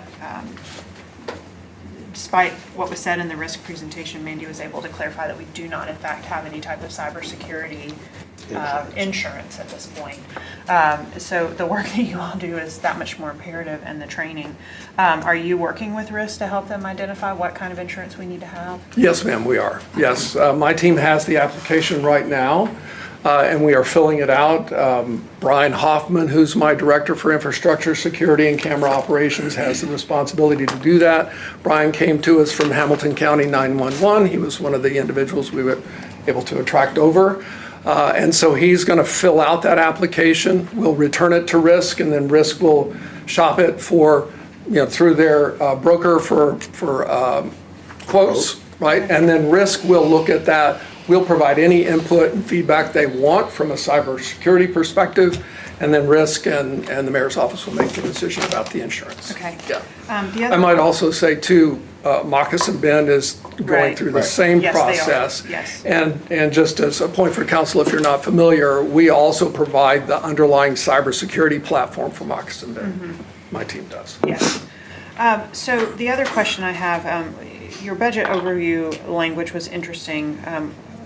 You're one, I think you're the only one that has said that your budget is provisioned at 26 level cost to sustain improvements, but should additional needs arise, incremental funds would be needed to add to our budget. So nobody else comes in and is like, but we may just need more money later. That was unusual. And to what extent do you anticipate that suddenly we would need something that you didn't know we needed and require a budget increase? Let me tell you where that would happen. Okay. When we have contracts that are expiring after, typical is a 4-year, multi-year contract, sometimes 5. Some vendors will only allow us to do 3. So the Axon contract, by the way, I think will be a 3-year contract. James, am I correct about that? 3 for Axon? 5, all right, 5. But we have 1 or 2 that will be, 3. So when we come to a renewal period, we've negotiated terms with these folks that are usually 2-3% increases year on year throughout the life of the contract. But 4 or 5 years is a long period of time, and they will come back, and they have come back, and they will ask us for 50% more money. Wow. 40% more money. And depending on what it is, we might be able to bring some other competitors to the table, or not. And in such cases, we do our best to get them down to the amount of money we have in the budget. So what I'm really signaling to you there is, we will do our absolute dead best to stay within the budget that you approve for us. And then we may find some vendors who just will not come down to the money that we have, no matter what our strategies are, in order to get them to do that. In which case, we would either need to ask for more money, or we're going to have to find cuts somewhere else. We could go to other departments and see if they had money, namely the ones that would be using these applications. Or as a last resort, we would have to go to the mayor's office and ask, do they have a fund that we could somehow tap into? And we would do that very carefully, and only after we've exhausted all the other options that we might have to stay within the budget that's already there. Okay. Okay? That makes sense. And your point about if it's a software that a specific department is relying on, it makes sense that that department's budget would be impacted. Okay, Yes. got it. Thank you very Okay. much. That's all. Thank you, Mr. Chair. I'd like a follow-up to that, because I know in most of our departments, there's usually a contingency line item for that. For if something goes over cost, or if something has to be renegotiated because of a change order, contract changes, but you don't have that in your I budget. do not. No, sir. We were asked to Flat? do everything we could do to be flat this year. But you have listed a contingency in your executive summary, to her point, and you can be flat and ask for a contingency line item but deny it. We have a contingency line item in general fund as a whole, which DTS rolls up underneath. Gotcha. So Okay. it would come out of that contingency. But what's the normal variance? Like from one budget year to the next, where have you seen an increase? Like for instance, Axion was an additional increase of $1 million. So just on average, where have you seen a contingent increase that you would have to come back and ask the general fund or council for more money? I'll give you an example from last year with Monday.com. Our contract right now, we were renewing it. They were providing great services for us. They asked us for a 40 or 50% increase. Now, we were able actually to get them down within the amount of money we had. So that's the kind of example that I'm talking about. And we have been able to manage within the budget for these sorts of things in prior years. We're just so tight this year that I wanted to just call it out as a potential. Potential. Yes. Not that I'm looking to do it. This gentleman here will help me in every way he can to make sure that we get our costs, we keep our costs within the budget envelope you've given. I want to go back to Weston because you mentioned contingency fund in the general fund. How much is it? 3.2 million. And so is that understood by administrators that is something they could dip into? Because is contingency usually used for those purposes? It's used for, it can be. Like this year's contingency was used almost entirely to cover the mold remediation at the police department, just things that we have to do that we didn't really plan to do. And so if Axon came back and we didn't have the money and we know we need it, we have to fund it, then if we couldn't, to Gerald's point, find it somewhere else in police's budget or in theirs, then yes, we would have to Did go that into it. sinkhole come out of contingency? It did not. It didn't? No. So it could potentially. But come it's out of it. understood by administrators that if it's not, because certain departments have, like community development has a contingency line item budget, is what I'm saying. You do have certain departments, and I'll have to go back and look, because I saw that. That's why when she asked that question, I was like, oh, they were, I was insulted, sorry. They were strategic enough to put in a line item contingency. Are you aware of other departments that have contingency? Okay. Generally, it all falls underneath this umbrella. I think If they're within general fund, they fall underneath that general fund contingency umbrella. Okay. Yeah. Gotcha. And I think to respond to your comment, I would go to the mayor's office if I needed help. Yes, but I would do that as a last resort. Absolutely. That's how I manage my budget. You've given me the money to run my department, and you expect me to stay within it, and I'm going to fall down on the last mile carrying the backpack before I go ask for help. Well, you seem to be giving us a great return on our investment, even with the reduction in force, which is difficult Yes. for the city and for us. Yes. And you seem to turn that back into innovation that's beneficial not just only to the police department, but to the city as a whole. Is that right? Yes, thank you for that comment. Okay. Yes, we worked very hard to do that. And the transition, I'm happy to say, was really without any substantial issue at all. Or impact to operations. Or impact to operations, and we were able to make a number of innovations throughout the city. The 311 dashboard that we have now that informs us of what's going on there, the work with 311 in terms of the application, some of the feedback that came when Kevin and team did the 311 presentation to council and about what can I find more easily when this happens in my neighborhood, in my app. Our digital experiences team has worked very carefully and hard on that one. So we have been able to turn the whole transition into more innovation for the city and without any real trouble or loss of operations or impact operations throughout this last year. Last question before we transition over to early learning. Oh, I'm sorry. I'm so sorry. Sorry. Whenever. Oh, I wanted to ask the question about the position that was added for the director of AI, and there's another portion. AI and data? AI and data. Yes. Do you want to speak to that and what that role is doing and how they're integrated into some of this innovation Yes. work that we're doing throughout the So city? that's Jonathan Taylor, who came to us from Kroger. He was part of their consumer research business, which is about $1 billion business for them. They basically take data from their customers and how people purchase and buy, and they make that available to the people that sell to them. Crazy. It's a crazy business, but a crazy profitable business for Kroger. So he has excellent skills. What we've done in that area, I combined the AI and data function into one.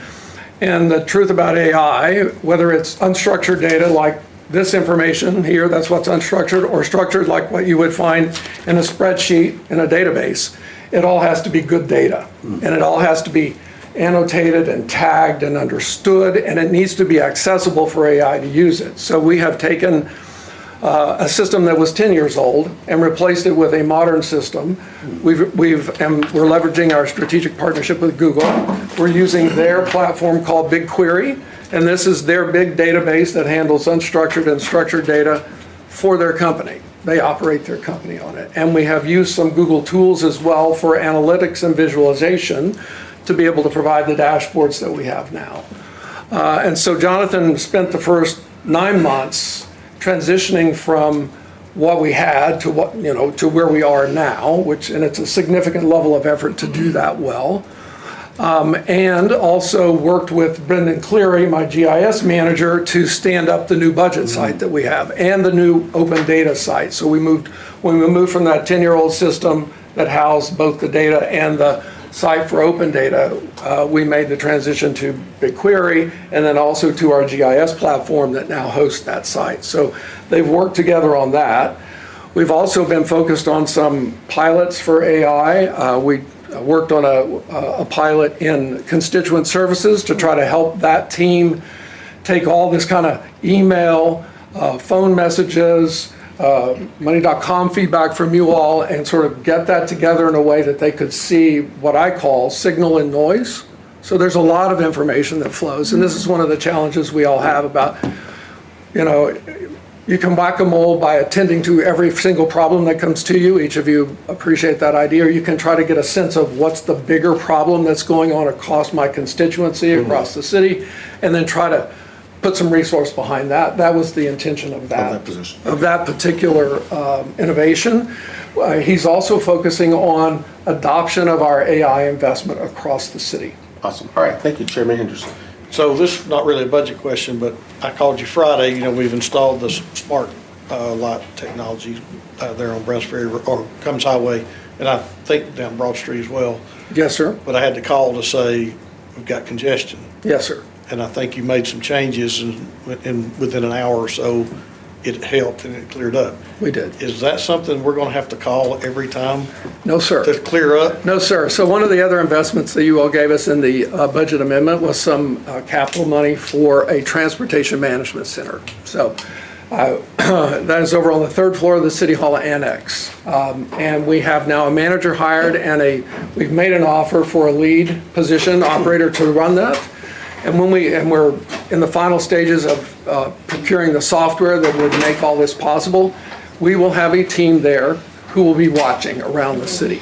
Okay. So that you won't have to call, or your constituents won't have to call you and then you call me and hope that we can get something done. Okay. And that is how we plan to operate, and I would say it will take us a little bit of time to ramp that thing up fully. We've talked to the city of Nashville about how they run their transportation management center and taken all the learnings and feedback we could from them. Kimley Horn, who consults us on multiple projects on transportation and works with the RPA on their multi-year programs out there as well, has given us a lot of feedback, and so we have a good understanding. We've been out to TDOT's Transportation Management Center to learn from them, and so our intent is that we have eyes on at least probably, I'd say, 18 hours a day. So if something happens in the middle of the night, right now we're going to be comfortable with just having to deal with that reactively, and we'll have a way to do that. But for about 18 hours a day, we're going to be watching traffic in the city and being able to activate an incident plan that would flush traffic out of a problem like you described to me on Friday afternoon, or just any other kind of congestion that we might be able to make some tweaks. Till we get that in place, just go ahead and plan on some kind of response on Cummins Highway about 3 o'clock every Friday. About every Friday, yes. Yeah, so we will keep our eyeball on So that, we need to sir. put Gerald's number in our cell under favorite? Yep. Fix it. Yes. Okay, Gerald, do you have any closing comments or questions for the administrator? Okay, awesome. Thank you, Gerald. You're welcome. Thank you. Next, we're going to have up the Early Learning Department. The Department of Early Learning, which is ran by Carissa Mosley-Jones. Their mission is to help children receive the best possible start in life by increasing their access to high-quality early learning experience that shape their future, is the mission of the Department of Early Learning. So, Administrator Jones, welcome. Thank you. And thank you Good for being morning. prepared to answer our questions. Would you like to introduce any of your team members here? So this morning is just myself and my deputy administrator, Dr. Marsha Drake. Thank you, Dr. Drake, for joining us. All right, we'll jump right into your presentation. Very good. Early Learning's budget shows a decrease of just at $1 million here. we'll get into that in just a second. Salary and benefits up 87,000. That's the COLA and benefits increase we've been seeing in each department. On the operations side, $1.1 million decrease. That's moving some RFP agencies up into that other agency. We have that bucket in general government, the $4 million. We've taken all those 4-year contracts now that they've run out and taken all the funds out of those departments and put it into that one line item in general government. So this $1 million represents the agencies that they previously had that now live in a single line item in general government. So other than that, their budget was flat. They have 17 folks last year, no new or reorganization, so 17 folks again this year. And so that is early learning in a nutshell. Any questions? Thank you. So following up on some of the presentations that we have had with you all, the commitment that the city has made to early learning to our youngest residents and to families is obviously very important to the One Chattanooga strategy, and I think the values that we hold as a community. So I'm starting to, now that we've had, well, we're in year 5 really of these investments from the Kelly administration, to better understand how our commitment is turning into outcomes. And we talked about this a little bit the last time you presented, because there is that goal to have children be more ready for kindergarten. And I know we have that bridge of the data. Where are we with understanding if what we're doing is helping kids be healthier when they get to, know more words when they get to pre-K, be more ready for kindergarten? How are we tackling that? So those outcomes come from in a variety of spaces, right? So we have 4 divisional offices. We have 4 divisional offices. Good morning, Council. You doing all right today? I am. You're like, hi. I didn't want to talk over him, but I didn't want to be like, so I was just like, let me talk. Sorry, go continue. You're okay. So we have 4 divisional offices, and each look at those outcomes in different ways, right? And so Head Start, of course, is the example, I guess you should say, or provides us with the way in which you can look at readiness.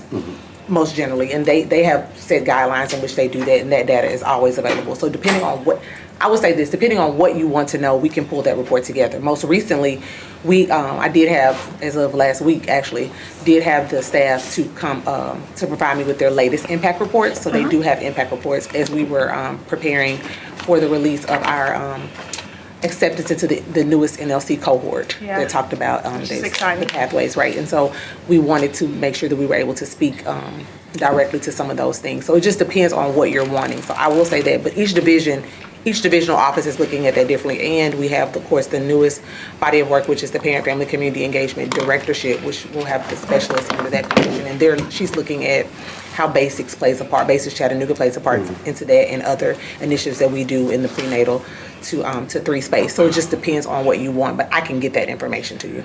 Well, I think. But do I feel like, let me say this, do we feel like we're doing the work and that they are becoming prepared? Yes, we are. Yes, they are. Based off our Seeds for Success cohorts, the providers there with Head Start. And when you look at the data for those children going in, they are ready. Well, I mean, that's exciting. Like, that's what we all want to hear, right? And I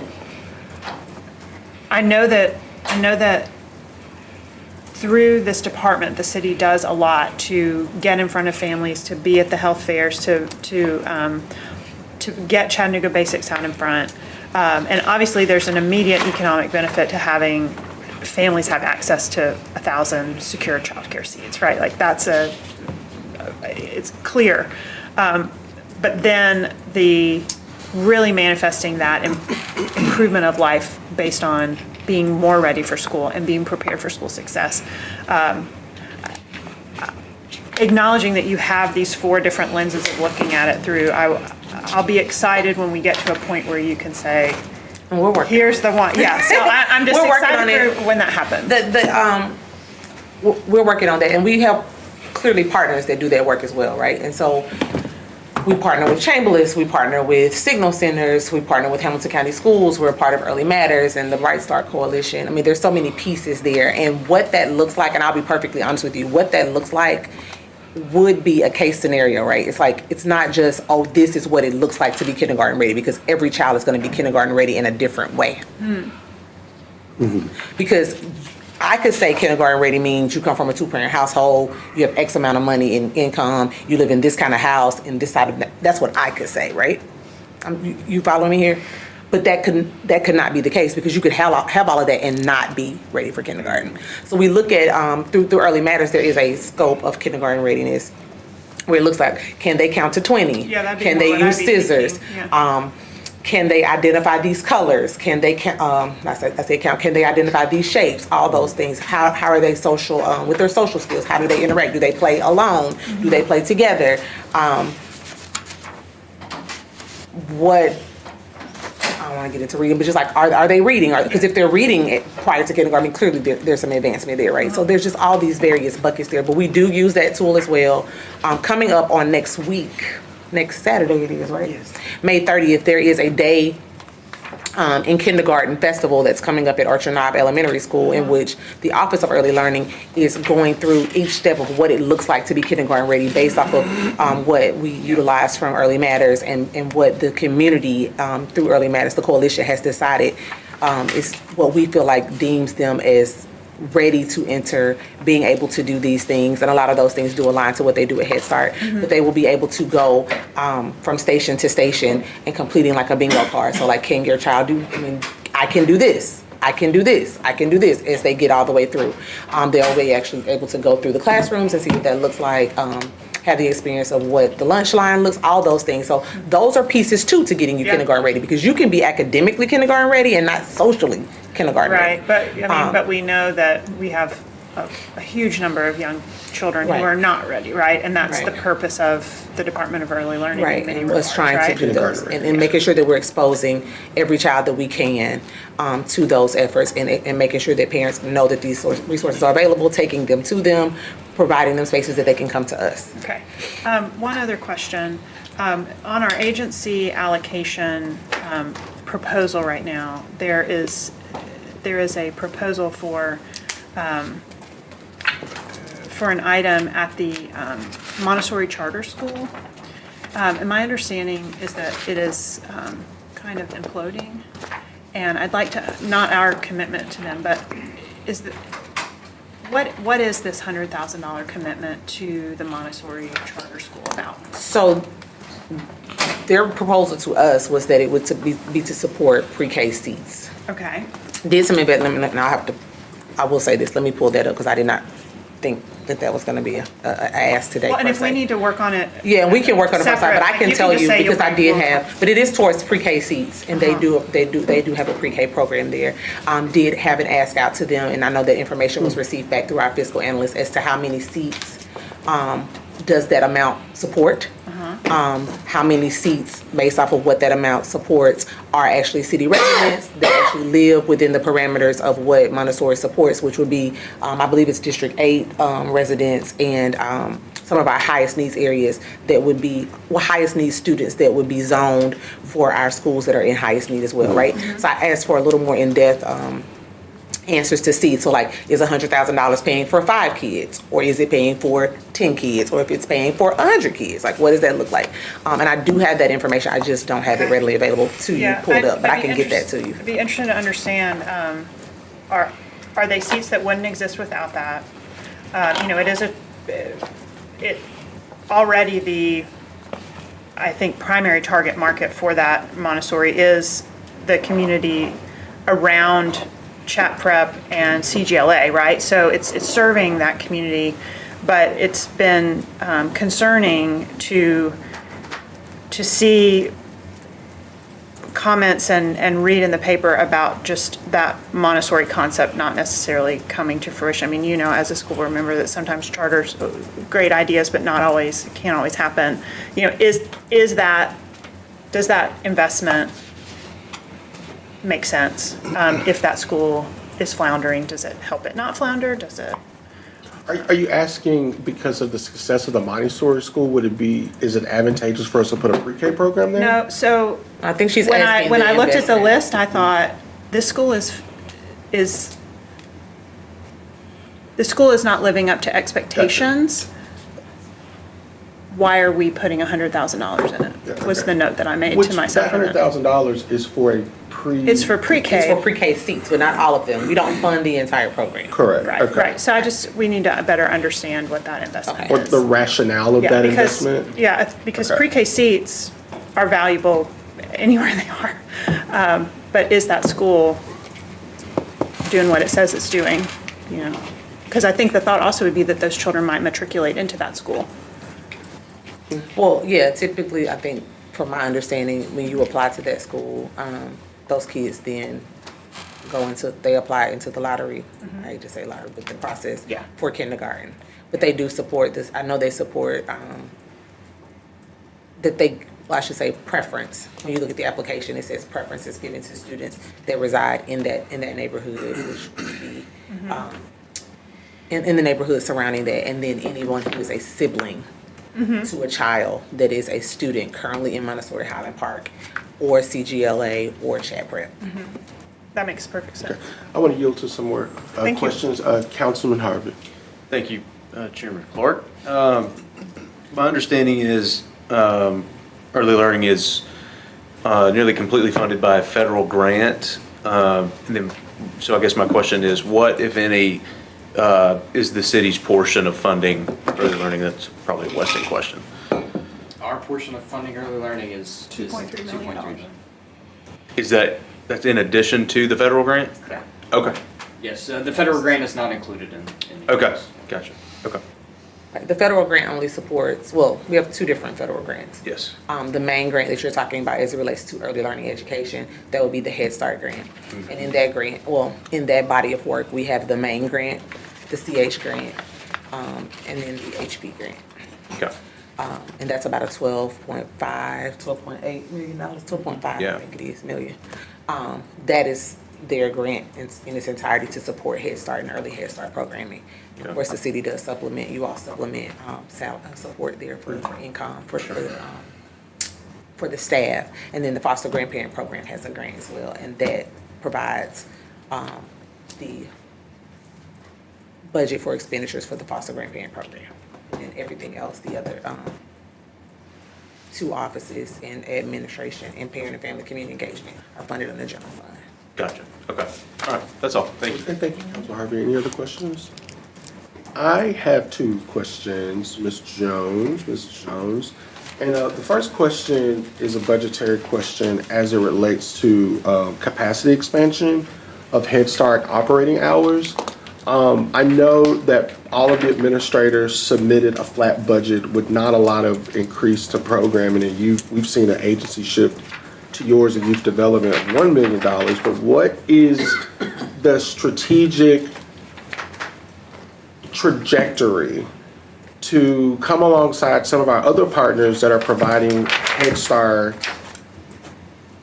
care after 2 p.m.? Because right now we stop after 2 p.m., but we have other partners, and if I'm not correct on that, please correct me on that, that provide Head Start.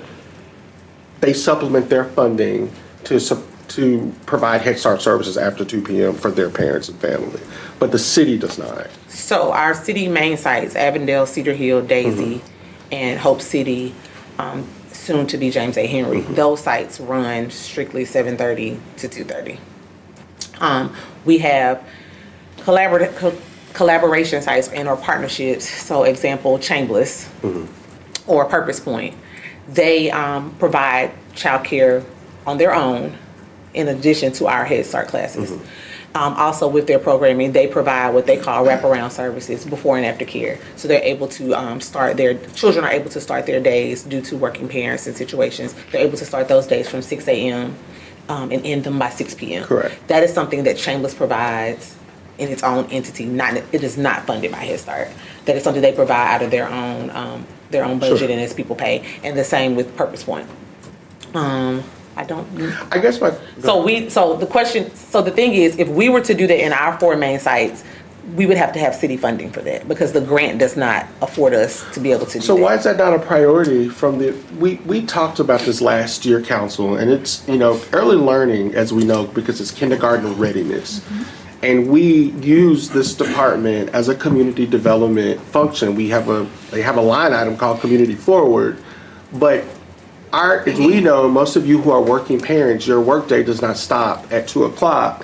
But yet our city has not put the investment. This is not a dig on you, but it is a criticism to the administration that we have not invested properly into early learning by expanding Head Start care past 2 p.m. and our other partners have. Well, And so we are the council that appropriates those opportunities.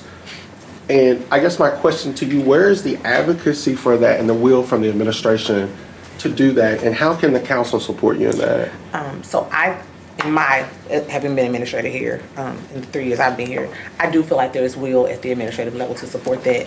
I just know that from my other life, when you all look at the grand scheme of things, and even when leadership is looking at the grand scheme of things, you prioritize, and does that become a priority? Although it is a priority, you have to figure out what that looks like, right? I can't speak to that. I'm not at either one of those levels. However, I do know that there have been several conversations. That same question has come to me from administration. Actually, Mayor down that's come to me. Mayor's cabinet, Mayor, you all. So it's come up, and we presented most recently. Even last year, we presented. I actually put it in my budget last year, and we had to take it out because it wasn't there. So there is. We would like to expand, but 8 to 5, looking at ways to do that if there's funding available.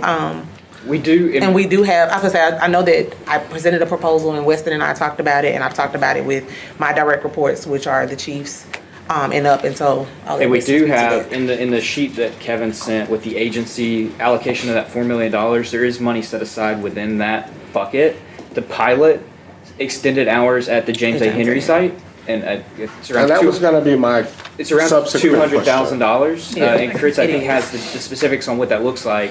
And I can send that to you, but yeah, I was a proposal that we came together as a team and sent up, and we've garnered that support from that level, in which that was sent to Weston, and here we are. So and I'm going to let you close and talk about some of the returns on investment, but I just kind of go into your point when I know Head Start has national benchmarks in which we measure success, right? I'm big on what tool are you using to explain to us the rationale why we should continue funding your department. And usually the return on the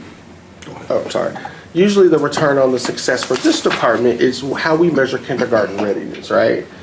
And I'd be curious to learn more about what those tools are and what those benchmarks are. And I know they are set by, Head Start has a national benchmark by which they are set. So I know we're following, and I know that it's there. But I really feel like if we're really serious, right, about how to ready these children between kindergarten and 3rd grade reading levels, right? That's how we measure success. If they're matriculating from a pre-K program into the Montessori, and we're measuring that, but we're not paying for it like the rest of our partners. It seems like we're not putting our money where our program, you know what I'm saying? So it's like we're not doing it. And so this was something, in other words, I think this is underfunded in a way to where it does not help us reach that milestone of kindergarten readiness if we're not doing a standard of providing care after 2 p.m.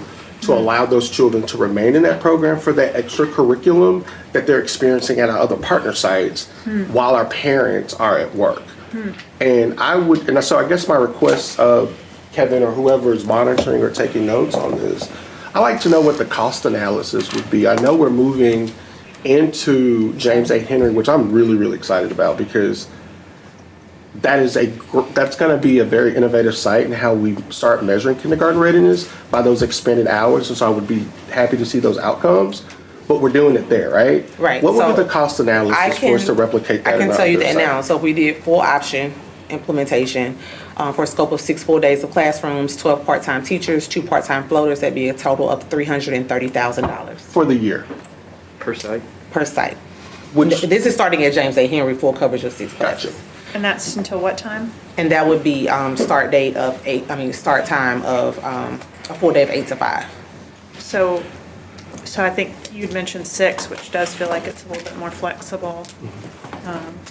And the reason Each I'm- year per site. Yeah. And this is what, and I will say this is what we've sat down with the Head Start staff based off staff capacity, what they be able to do, all those things, that this is what's based off of that. So, and that's a full day. If we did a that was full implementation. If we do partial implementation, it will provide, this is aftercare, and I will say this, let me go back. This is aftercare proposals because yes, some places do before and after care. However, when we did our community assessment, which we're required to do by the federal government, in the area that we were looking to pilot, which is James A. Henry, there is not a need for before care, there is a need for after care. And so we had a before and after care plan, came back and revised that to just an aftercare plan. So this is full implementation aftercare. If we did partial implementation, which will be 3 full day classrooms and not 6, because we're opening with 6 full classrooms, opening with 6. But if we only did 3, that would be 6 part-time teachers, 2 part-time floaters, and that would be $190,000. So a total cost analysis to launch the expansion of those programs at our 3 main sites, Avondale. So we'd have to look at, I'd have to get you that, because I'd have to get with I'd be Miranda to curious, so see that what way, that looks like. next time we because talk about this, we it's can actually different talk about enrollment real numbers and what we can strive towards, because that's a big deal, the fact that we stop, and that's not a knock on your team or anything, but when we talk about developing families who are working and we're trying to get families into work, but they got to get off work to go pick up their kids at 2, that seems we're working a little backwards, and that's not to the fault of the administration or this administrator, but the fact that we've got to put our money where our mouth is. If we want to talk about kindergarten readiness, we need to replicate those programs that we know that's given us this evidence-based practice of results by expanding those hours after 2 p.m. because everybody else is doing it. Councilwoman Burrs. Yeah, just a quick question to add to when you provide that information for us. Thank you, Mr. Chair. Could you include, is that like from 2 to 6, or aftercare would be from the time? So aftercare school would be ends from the time school ends. until 6 o'clock or 5 o'clock? Okay, so 6 o'clock, and then will you include how many students that would serve for that pilot? I may have that in there, and I can, if you want to, if y'all want me to, I can send it.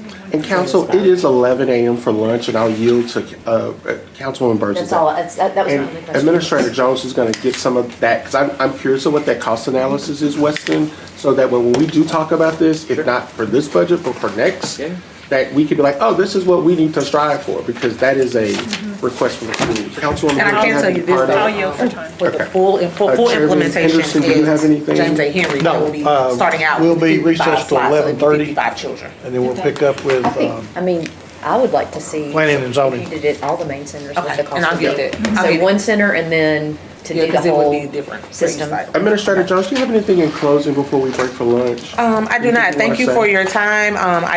I know oftentimes, like, people ask for outcomes. It just looks, it's a moving ball. I mean, there are children, there's mobility issues, there's staffing issues.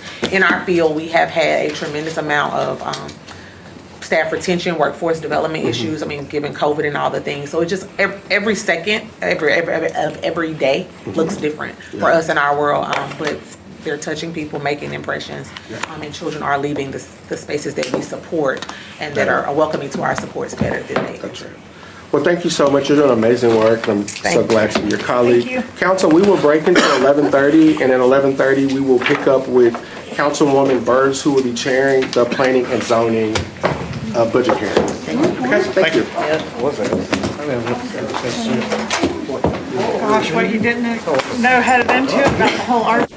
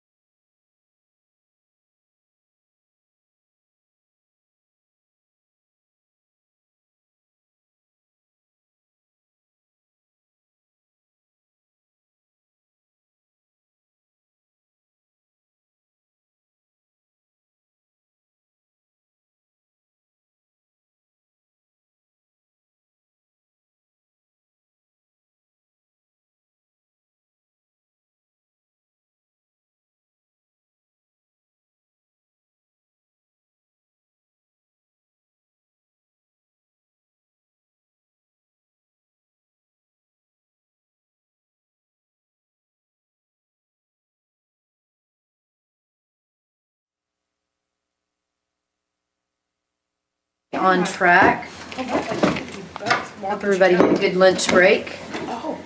Quick lunch break. So our next presentation is going to be from the Regional Planning Agency. I'm going to turn it over to Weston to first go over the financial side of it, and then Karen has provided, which I've given to each of you in front of your materials, on the highlights for the program and her organizational chart. So Weston, I'm going to turn it off to you. So we'll start, it's kind of two components to this discussion. There's city planning as it lives in general fund, and then there's the RPA side of it. So we'll just hit kind of the general fund piece of it.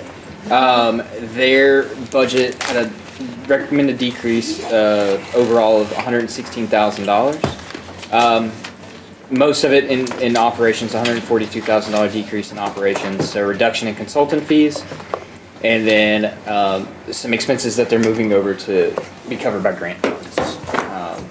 And then they did have a swap for grant funded position. The positions with this kind of plays in with the RPA overall discussion in the org chart, I think, that Karen has provided. So position wise, city planning as it lives in general fund is net neutral. So that started with 5, they have 5 in this one.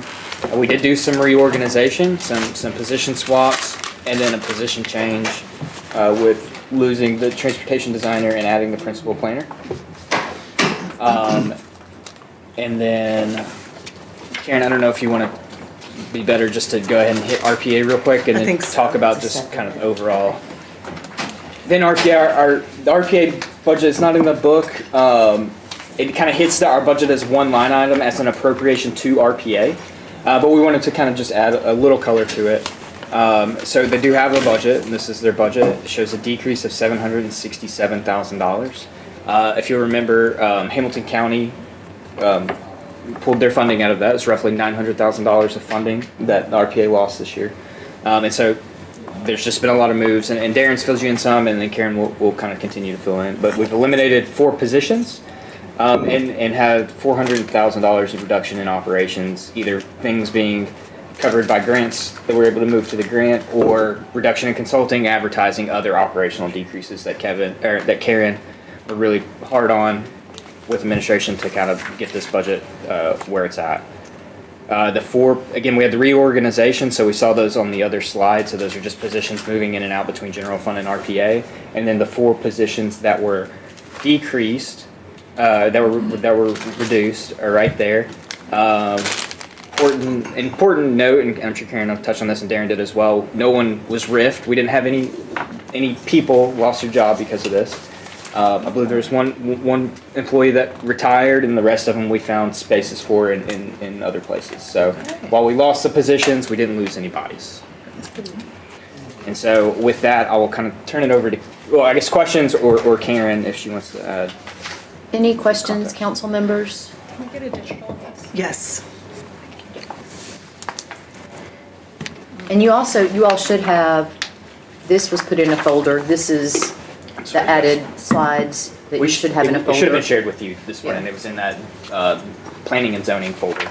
So it's not in the book, but the digital copy should be available. I guess what would be, this may be just my ignorance, but what are we advertising?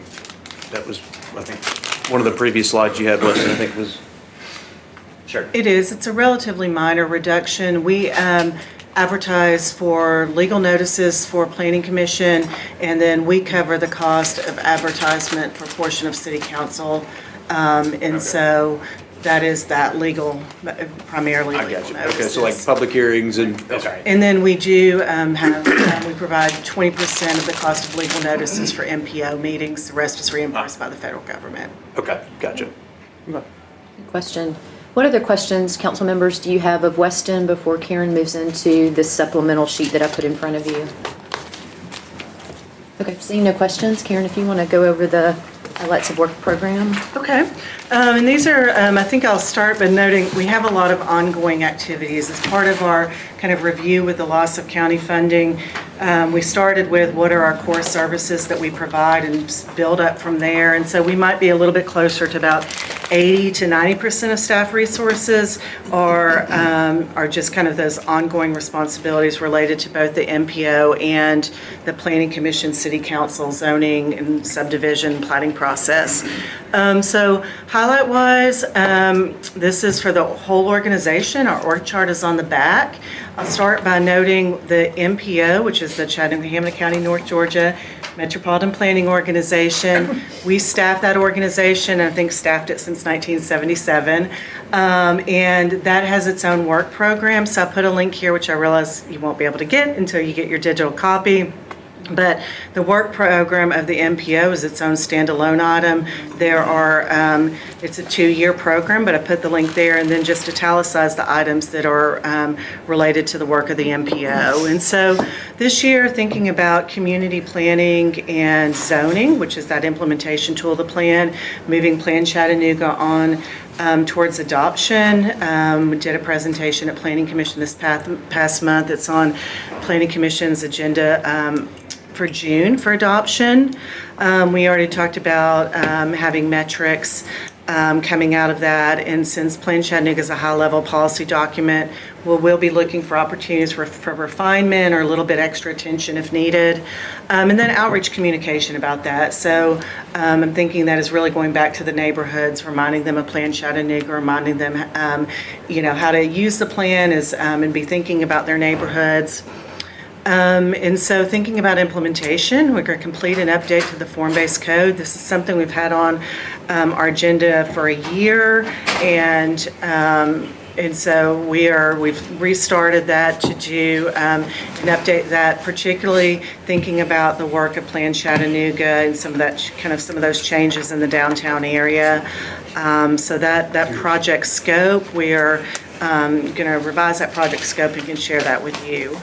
We also can continue to monitor the zoning ordinance. One project we have to do is look at constructed project using the new zoning tools, particularly urban residential tools. So one of the big push of the new zoning ordinance was to allow more residential tool options.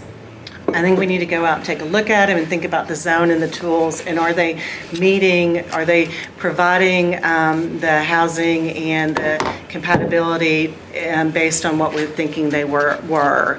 And so that would be a project for the year. I'm thinking probably think about the zoning district and look at pictures of those developments and then coming back to you all.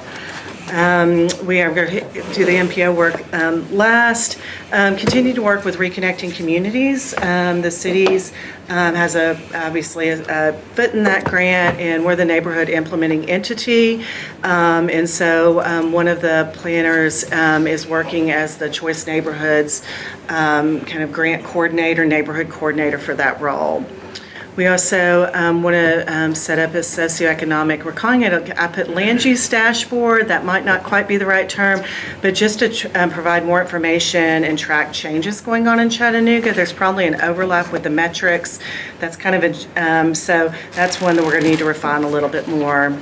And then in the sustainability shop, working on the electric vehicle transition planning, partnering in efforts for residential waste diversion. A lot of this are partnerships with Public Works. We have had a C-PACER, which is more of an economic development tool. It's that and sustainability. We've been transitioning that to economic development. That will come in front of council to make some changes.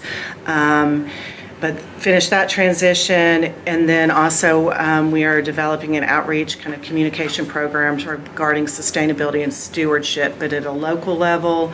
And we just had a discussion about that with administration on Friday, so we're still refining that. And then just any other direction or projects coming up. But I put at the 2025, we processed 135 rezoning mandatory referral applications and 42 major subdivision plats for the city. We also do all the minor subdivision plats. You get that monthly email from Brian about the minor subdivisions, and that takes a lot of time also. But that is a lot of communication and coordinating with applicants. And so MPO task-wise, we have the MPO, we run on a kind of a 5-year cycle that aligns with the, 5 and 10-year cycle. A 5-year cycle that aligns with the Regional Transportation Plan. We adopted the Regional Transportation Plan. What's due again in '29, so we're gearing up the work of the Regional Transportation Plan. So the research and analysis team's doing all the socioeconomic data and projections. They're also updating the land use model, which we use to help inform Plan of Chattanooga, and updating the travel demand model. And so those provide that, some of that, the database, that support for the Regional Transportation Plan. And then, because their Regional Transportation Plan is a 5-year project, Melissa has her team working on a biennial amendment for our current transportation plan, because enough changes, they do a biennial amendment for that.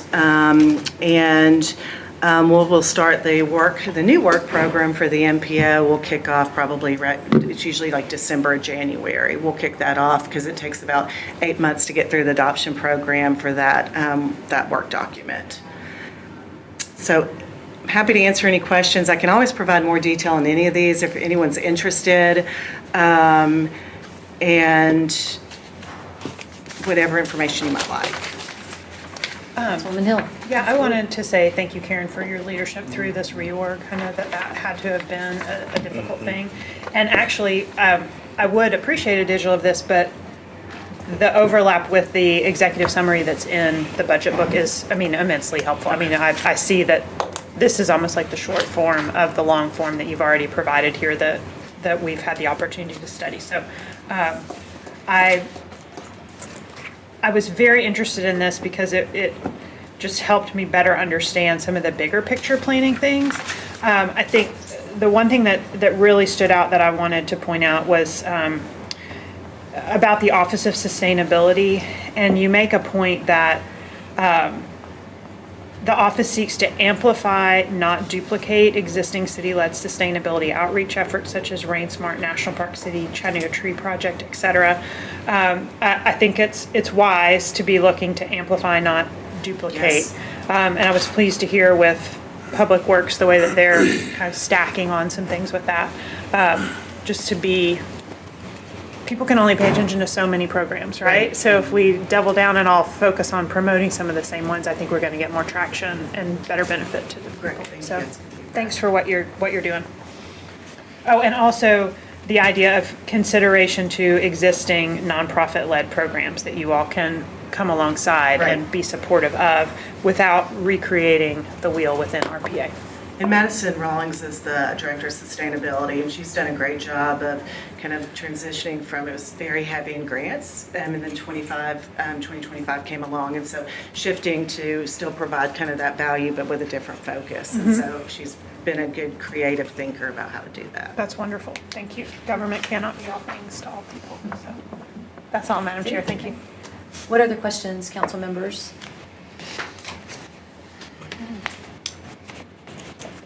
Okay.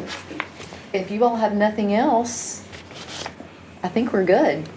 Yeah, thank you. Thank you, Karen, for putting all of this together, and Weston as well. Deputy Chief, thank you for all your work working with RPA. We appreciate everything you all did to move us forward. I'm excited about the next year. Thank you. Thanks. All right.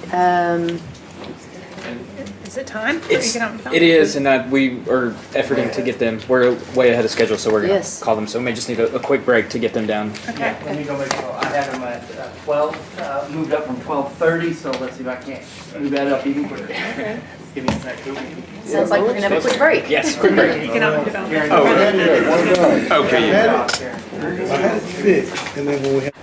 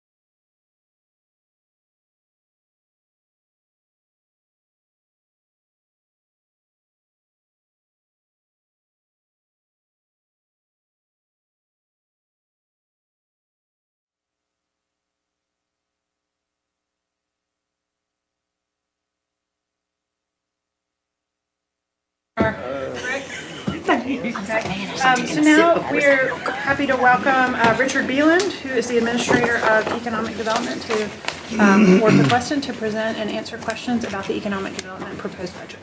Great. So economic development as it sits inside of general fund, there's also economic development fund, which is separate from this. We will talk about it after this one.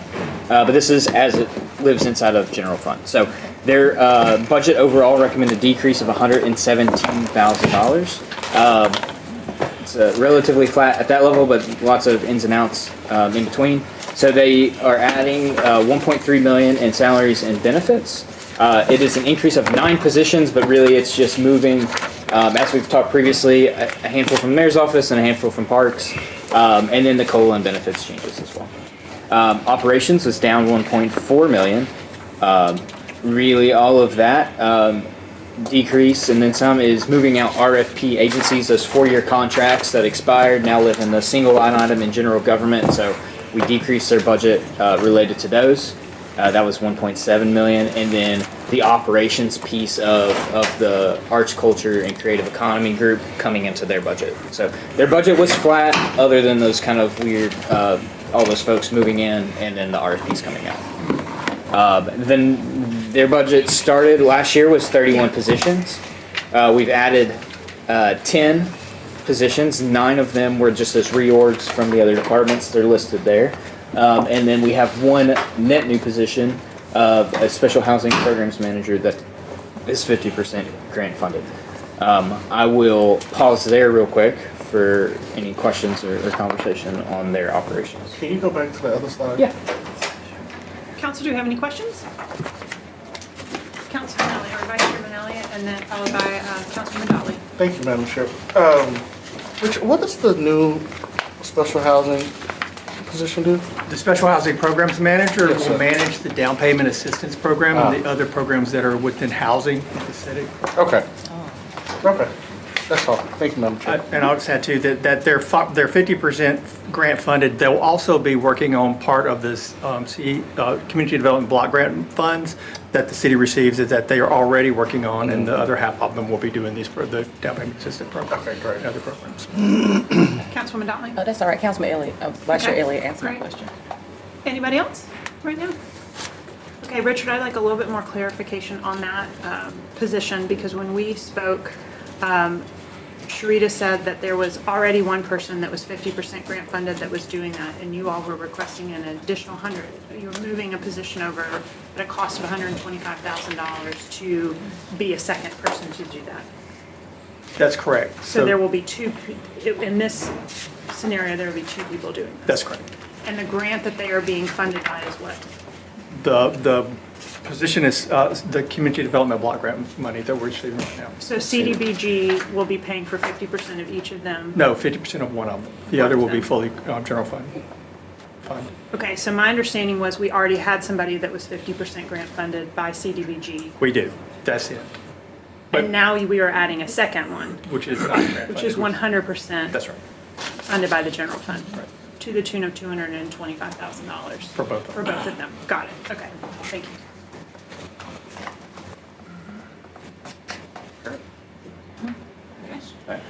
They do have some capital funds, so there's some public art at the West Side project, and then the Rossville Gateway. Okay. Moving on to Economic Development Fund. This fund has a budget of $20 million. Economic, one is the fund. In a chart here to kind of show, this is also in the budget book as well. 7 million of that total bucket is going to capital, fund some of the projects we've seen here.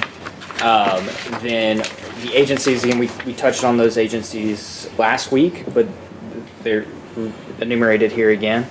There is a $260,000 contingency line because things do come up within, to Councilman Clark's point.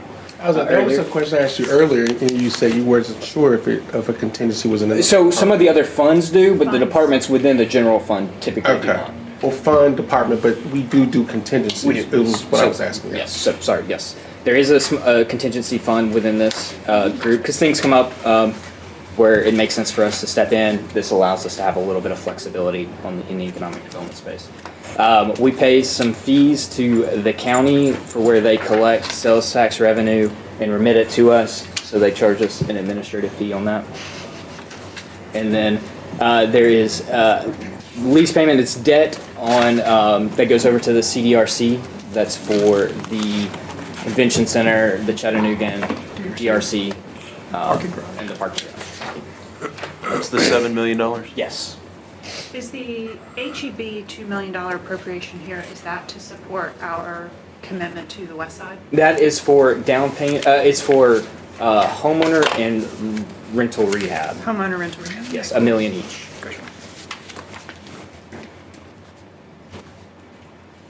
Last year, we had that in the capital budget, but just through the discussions, we think it makes more sense to put it in kind of the operations piece of it. Okay, thank you.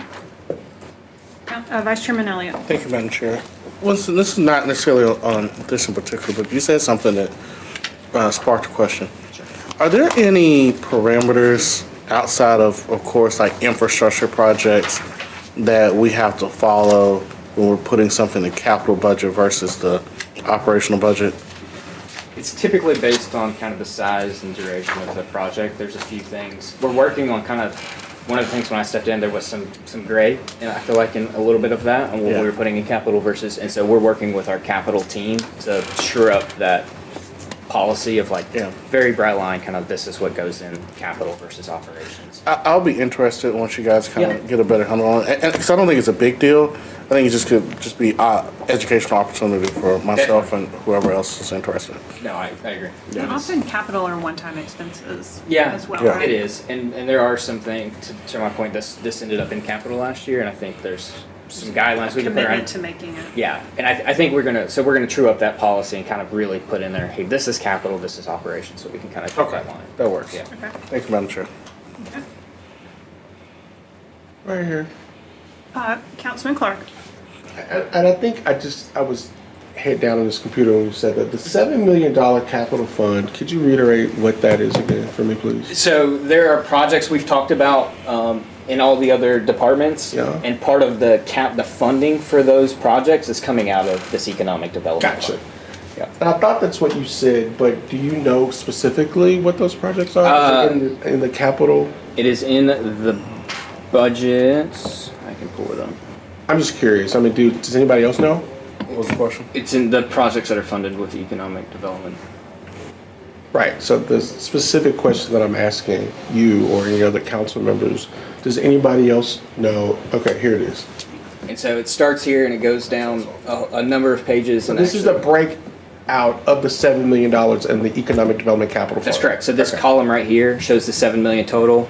It gives a breakout kind of by fund, and then if you continue to scroll through it all, it goes by project, and it does the same for, there's some money we'll see in a second, funded by bonds or by the hotel motel, which is further down. There's some money from that fund going to capital, and it tells kind of which projects are funded by which across all the buckets of funding. So in your budget book, this is going to start in the capital budget where there's kind of a narrative at the beginning. And then you can, as you move through that capital budget, there's labeled C at the bottom. So I believe that was page C14 and 15, where you can see the individual breakout. Yeah. But so even then, like 7 million from economic development, that's general, I think it's not quite as specific as. It gets into the details as you go if down. we head to like page C19, you start to see, let's see, for example, Avondale Community Center crosswalk improvements, $230,000. A big one is CARTA. CARTA's funding comes out of the economic development. West Side Evolved. So this is our commitment then That's to right. the next build phase of That's West, correct. of the West Year Side. 3 of year 8 of that commitment is in that. So if you scroll through these pages, and then even if you keep going, it goes down into some other buckets around the hotel motel dollars and some different things. So Parks and Recreation has several items. that's the allocation of Fire that equipment. 7.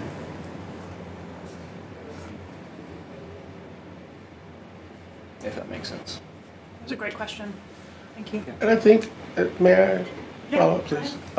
I think for me, as we're navigating how you guys construct the workbook, to know that there's a cross-reference to that, because for me, I thought it was an additional. Sure. In addition to what was already broken out Yes. in the capital budget. I was like, oh, well, what is it? So That's right. So yeah, this is just the funding source for those projects. But yes, that makes sense, and maybe we can. So make I some need to notes on find that in the capital tab under C19, and it gives me those breakouts. That's right. It's, Okay. it's all the way at the back of the book. It's the last section. Perfect. Thank Can be you, very, Chairman. I find it, sometimes I'll be looking at, why is this chart different than this next chart? It can be tricky. yeah. Councilman Harvey. You mentioned earlier in the lease payments that Carter Street Corporation was part of that. Well, what's the difference between that and then the other line item, Carter Street Corp AO? So the Carter Street, that's an operations commitment. The lease payment is just for the work done over there. There was debt associated with that, and so that's the repayment of that debt. Okay. Yeah. Vice Chairman Elliott. Speaking of Carter Street, how much is owed on that convention center? You know? Ooh, roughly 17 million. Left? Dang, you're good. You're on it. You came prepared. Should add FY29. That's what we want in our CFO. Okay. Okay. And how much do we pay on it every year? Do you know? Roughly 7 million. Oh, wow, okay. Thank you. I didn't think you were. That's pretty impressive. I wasn't even trying to like throw a finger at you. I was really curious. We should have a session test Weston. Let's not. Let's not. So 17 million, we're paying 7 million. Well, the last year. Got our amortization. That's right. So, And it's like what, 4 years, 5 years? It ends in 29, so yeah. Okay, so 29, that'll be done. Riverfront will be done in 31. That's right. Cool. Neat to think about opportunities. And I'll add to this fund also. We don't budget it, and it's this concept of volatile revenue. The TDZ sales tax money that comes in flows into this fund. We don't budget for that revenue because it is extremely volatile. It could be 0 1 year. It could be, if you look in actuals of 25, you see that last line, tourist development zone transfer to CDRC. It was $5 million in 25 that we got, but at some point in the recent past, it was 0, right? So it's a weird funding formula that the states got set up, and so essentially what happens is if we get TDZ funds, that money is first transferred to CDRC to pay the debt, and then this fund makes up any gap. So if we don't get anything, we'll pay 7.2. If we do get something, we'll pay less than 7.2 out of this bucket of money, right? So, yes. So, I'm sorry. Go ahead. Okay, so I like to respect decorum. So when you say flows back, so the state collects the tax and then sends it back to us. That's right. So if the state decides, maybe not, we don't get it. The state has to send it to us, but it's the formula for it is based on growth within the TDZ zone, Right, which is surrounding Finley Stadium, kind of the south broad area. It's a kind of weird footprint, but it's based on the growth within and the growth without, and it's this kind of complex funding formula that they do. Okay. And then they run it through that, and then they say, well, here's what you get, and they send it to us. So is it new growth or is it just growth? it's just growth in general. So whatever the sales tax kind of outside and inside, they do a comparison. This year, I want to say I have it, maybe not. 5.9 million we got this year. 5.2 in 25, but again, it could go to 0 this year. We don't know, right? It's kind of wonky that way, and so we've not really seen it 0. I think I went back and looked at ways, and there was maybe a year or two, but I mean it has been significantly less than this multiple times. So we just don't budget it. If it comes in, it just reduces the amount that we pay out of that line. Okay. And I think for me asking is because I know the legislature just passed the bill for, particularly for Finley Stadium, to recoup some of the funds within the stadium. Right, so the bill that the state passed was for Finley to be able to capture some of their sales tax in order to do improvements that they need to do at the stadium. Right. But that is designed, we're still working with them to negotiate work through the agreement of that, but it should not and will not impact the TDC piece of it. Okay. Because this supersedes kind of whatever they're doing. So the state, it'll be just work around the TDC, whatever they get. So we're still working with them on that. But yeah, they did pass that, so the stadium can get some money to do the infrastructure changes they need to do. Okay, that works. Thank you, Madam Chair. Absolutely. Any other questions? I'd like everybody to have like the full picture of all the different ways that economic development fund, but budget are working together. And then I'd like to come back to the approach to workforce development. So do you have another fund that you want to show? Hotel motel? Hotel motel. We want to do that one? Yeah, let's go ahead and do that. Great. There it is. Hotel motel fund. So the hotel motel fund is funded with the occupancy tax that was set up some years ago. And that money, again, flows through, I'll go to this chart, it's a little easier to see. It flows through the county, comes to us, and the breakout is there. Again, there is capital funds. There are capital funds that are moved from this fund to fund things like, we've used it for Walnut Tree Bridge. The riverfront is what it was initially set up for. It was for the riverfront project. It was expanded some years later to tourism and tourism development. So any capital related to tourism and tourism development can be used, or these funds can be used for that. We also have in this budget an allocation to Chattanooga tourism of $1 million. That's the same we did last year. That's to support the work they're doing. We have an additional we talked about some of this already, but we have an additional $600,000 to support the FIFA security program, or security efforts with the World Cup coming here in the next month or so. And then this Chattanooga Hamilton County History Experience partnership with Songbird, and it's a Hamilton County education collaboration with them. We have $850,000 in contingency again in this fund. That's just, again, as tourism opportunities come up that we didn't foresee, it allows us some flexibility to kind of do some additional things. That you see there, the hotels get to keep a certain fee out of this tax, so that's the $204, and then the county keeps $182,000 roughly. That's another 2%, and then the debt service is the debt on the riverfront.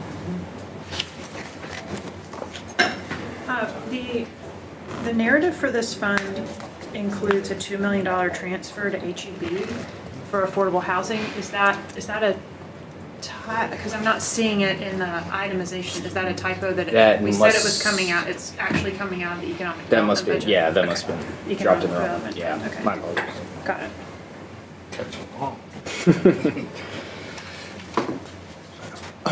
Okay, Councilman Henderson.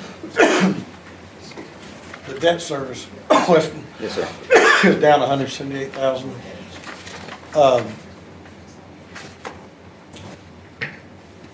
Would we not be better off by putting that towards the principal and getting that debt paid down quicker? We could. I think that the difference in the down, last year we budgeted, I want to say that piece was budgeted for, this fund backstops the Series C debt on the stadium. And so the overall debt, it's a $5 million note. We had put something in there last year just as a contingency, just because with the project still ongoing, we just wanted to make sure we had it covered. We've done kind of our analysis. Sharita did a great presentation the other day in Sports Authority, I think it was. And we've kind of looked at it with her and with the county, and we don't anticipate needing that in this year, so we removed that $200,000, and then part of it also just the amortization. But yes, to your point, you could pay it now. Well, I mean, have we done any calculations to figure out if we apply that to the, and can we even do that? I know some loans won't allow you to do I'd have that. to look. I can look at the specifics of that one and see. Okay. It's a very interesting question. And Would you repeat your question? So we're taking 178,000 out of the debt service. My question is, could we not leave it in and put that towards the principal to get the Okay. debt paid off quicker? That's the part I didn't hear. Okay. Yeah, Yeah, okay. thank you. Some loans allow you to do that. I don't know if this is one that, and like what would that, you know, if we did that year over year, how many years would that eliminate? Pay off quicker? And I did not write my notes down on the balance, so I'm gonna pull it up. Call something you weren't ready for. I was just thinking about how much I appreciate that you were able to very quickly tell us that this fund backstops Series C debt on the stadium. I thought that is the kind of guidance we've been seeking for all. Yes. since we lost Daisy? So the hotel motel funded debt, let's go down.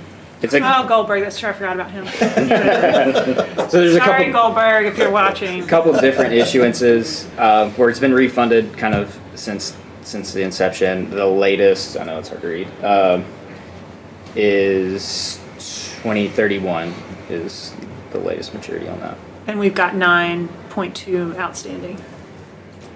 On that one, yes. And we're paying in 4 million, but it's not gonna be done until 31. Okay, any other questions, council? Okay, so now that we've seen all the ways that the economic development dollars, hotel motel, economic development fund are being invested, Richard, something that stood out in the narrative from the Economic Development Department was the thought process on how you all are shifting your work and investments on workforce development. You know, last budget cycle, we talked a lot about how that got kind of mushy, kind of muddy. Can you speak to where the department is headed in the coming years? Sure. So Andrew Hudson heads up the Workforce Development Division for the Economic Development, and has just launched Chattanooga Works. I don't know if you saw that recently, but it's like a reverse engineering of workforce development. So a lot of times in the city we were training, but we weren't training for jobs that were actually open that people could move into. We were providing some skills that may or may not be needed in the community. But this way, if you identify a job that's available and then back from there begin training for that job, so the person has a position to move into once the training is done. So that's the direction that it's moving into now. Thank you. Also, something that Sharita pointed out was that, you know, in the wake of ARPA dollars, there was money that was specifically available for workforce development, and so a lot of things that were not workforce development became that, which added to the muddiness of that. So this is, now we're in a season where we're really distilling down into the essence of what workforce development is to get people into jobs that we have in Chattanooga and that we want to have in Chattanooga. And then we want Chattanoogans to have. And that we want Chattanoogans to have, right? Yeah, and you're right about the money, though. There were a lot of things that the money was available, then anything that they could say if it was workforce development, it's going to be workforce development if the money was available. And it wasn't a lot of times. Yeah. Not that it was bad work. No, not that it was a bad work. It was unclear. But it wasn't moving someone into a job that was going to be producing so they could be paying taxes here in Chattanooga and supporting their families. So we should expect in the coming years, I think, greater efficiency of use of that money. And focus. Focus, Yeah. that's the real word I think I was looking for. Thank you. Did you raise your hand, Councilman Hill? No. No, okay. Councilman Henderson. So explain in the future challenges and opportunities, it looks like we have an opportunity for the strategies of recompete to research and develop talent training. Is that along the same line? What is this? What are the strategies of recompete? So the recompete was a grant that we received for $500,000 over, I think it's over 5 years, but to identify obstacles to employment like transportation or childcare. And so we're two of the big ones. So in childcare, it's like, what kind of attention should be paid to childcare? Could it be micro childcare facilities that could provide the services for the person to go to have a job? Or could it be an employer that would have a childcare service within their business, within their manufacturing plant, that would be able to provide that service so that people could work there? And then there other, like I said, was transportation as well. And then training. So we're using that funding to be able to provide services that we're talking about for this reverse engineering to get a person into a job, to provide the training to get them there. So how much available funds are left then? So you're saying we got a $500,000 grant? Yes. And how much of those, is all of that funding still available or? No, it's not. So I would have to find out the exact number that was still available. Okay. So employing the strategies that you learned, not with the money that's already spent, is that what that means? I guess what I'm asking is there a dollar figure to employing the strategies on this recompete? Let me get that information for you, Councilman. Okay. I mean, doesn't really do us any good to develop strategies.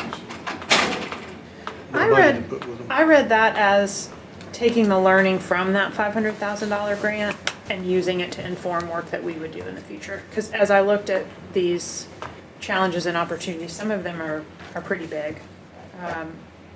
Nuts that they'll be working on. So good to at least learn, but I hear what you're saying. You got anything to add to that, Chief? It's in line with what Madam Chair just said, that the funding was for planning and how they pivoted to implementation. And so the strategy that they're pursuing now is actually, it's funded like through the budget of the department. Now, there might be additional opportunities to go out and get actual implementation dollars to further boost it, but the strategy realignment is kind of the outcome of that trunk. Okay. And Richard, you weren't here. You might have been watching with great interest, but we had a good conversation with early childhood department about what it might look like to extend time in the day for some of our Head Start or all of our Head Start facilities. And it occurred to me that there's a clear line between that and economic development, because we really are helping people get to work. The question of what happens in aftercare, as a parent, aftercare I've never seen be like an especially educational time. It's just more safe childcare. But that you're talking about those micro childcare and things like that is in line with what the council was discussing earlier. I was watching that, and when you were talking about the James A. Henry Hub, and then studies on the west side have shown that the barriers sometimes are early childhood or early care and aftercare that people need to be able to have a full day at work. Yeah, makes sense. Full day of work. And it's an economic development. It is. Yeah. Okay. Okay, council, do we have any other questions? All right. Worth noting that the Office of New Chattanoogans has moved into economic development, as has the events and the ACE group. So they'll be getting really good at that. I have a proposal. Yes, ma'am. And then Office of, I don't know if it's Office, but Creative Economy, that's moving to. Yes, the ACE, arts, Culture, creative. Arts, culture, and the creative economy. Okay. Two C's. ACE. ACE, Culture, and Creative Economy. So that has officially moved into economic Yes, development. it Okay. has, yeah. That's all, Ms. Madam Chair. Thank you. Well, we're going to have a special pullout in this with Chairwoman Dotley about affordable housing. I sent all of you an idea about some strategic refinement of this budget, but as it handles both economic development proper and some specifics of affordable housing, I'd like to wait to talk about it until after Chairwoman Dotley has done the affordable housing piece. Oh, okay. Well, I'll stay here. Oh, okay. 'Cause they don't, yeah. But I don't have much. You can go ahead and cover it, Weston, and. So I'll let kind of Richard take it. We don't specifically have affordable housing lives kind of within economic development, and so there it is. So talk about the programs that we're funding. So the funding remained flat in affordable housing as well. So the proposal has $1 million to the HEB for affordable housing, which is a rental assistance, and could be split between rental assistance and rental rehab. There's $500,000 to HEB for eviction prevention. If you know about the program. If you can keep someone in their home before they become homeless, then that's the best use of those dollars, keeping them there. So it's a real successful program now, and our partner in that is Legal Aid of East Tennessee. Proposing $3 million to HEB for the down payment assistance program, which was funded last year as well, and is just now launching. And then there's also $2 million to the HEB for affordable housing, which is to fund Habitat's critical home repair program. Thank you, Richard. So to that point, and again, thinking about the whole department, here is a paper copy of the proposal that I sent to council yesterday for your consideration. In the budget amendment last year, we had $3 million in this 2026 fiscal year for down payment assistance program. which launched this month, and people are excited about it as we would have expected it to be. So I have a proposal to strengthen the long-term impact of our housing investments while also ensuring the responsible stewardship of public funds. So what I am suggesting, and honestly, I was kind of, when it wasn't in the capital fund, I thought that the DPA, I figured that $3 million had been absorbed in other projects. But it was exciting to see that affordable housing and specifically home ownership was something that was continuing to be prioritized by the administration. And for about 5 years now, I've been learning about and studying and trying to help any kind of group think about permanent affordability. And you all have heard me talk about that some from the dais. And permanent affordability when it comes to home ownership is most often achieved through a tool called a community land trust. And when the community was doing some feasibility studies, that would be the word, earlier this year, we brought in for strategic planning some of the planners within that group to talk about what they were thinking. The Community Land Trust is moving forward, and so my proposal is that we allocate $2.25 million to the existing down payment assistance program under the current program guidelines. So the transfer was a $3 million transfer to the HEB, so this would add another $2.25 million to that fund, to the tune of $5.25 million in a down payment assistance program, and make a one-time $750,000 investment in operating expenses for the Tennessee Valley Community Land Trust. My thoughts on this also are that we would reallocate $125 in funding for the new position to manage additional DPA work, to instead create an economic development incentive manager position. When I was meeting with the economic development team, Richard, Sharita, we discussed the fact that we need, as a city, better oversight over our major economic incentive packages and tools, most specifically TIFs. Sharita was explaining to me that there is a huge volume of work that should and can go into making sure that TIF commitments are upheld, that funding is appropriate, et cetera. And she would very much like to have somebody who wakes up every morning and that's what they do all day. When she started listing it all, and then I think about all the other work that Sharita does, this person would report directly to her. And so the rationale is that right now, FY27, the DPA program is going to be have a substantial capacity at $5.25 million. And so what it does is gives us the opportunity to invest a portion of those funds into a permanent affordability solution that will begin to create a community asset, not just a community funding program, right? So the Tennessee Valley Land Trust is completely community-driven initiative.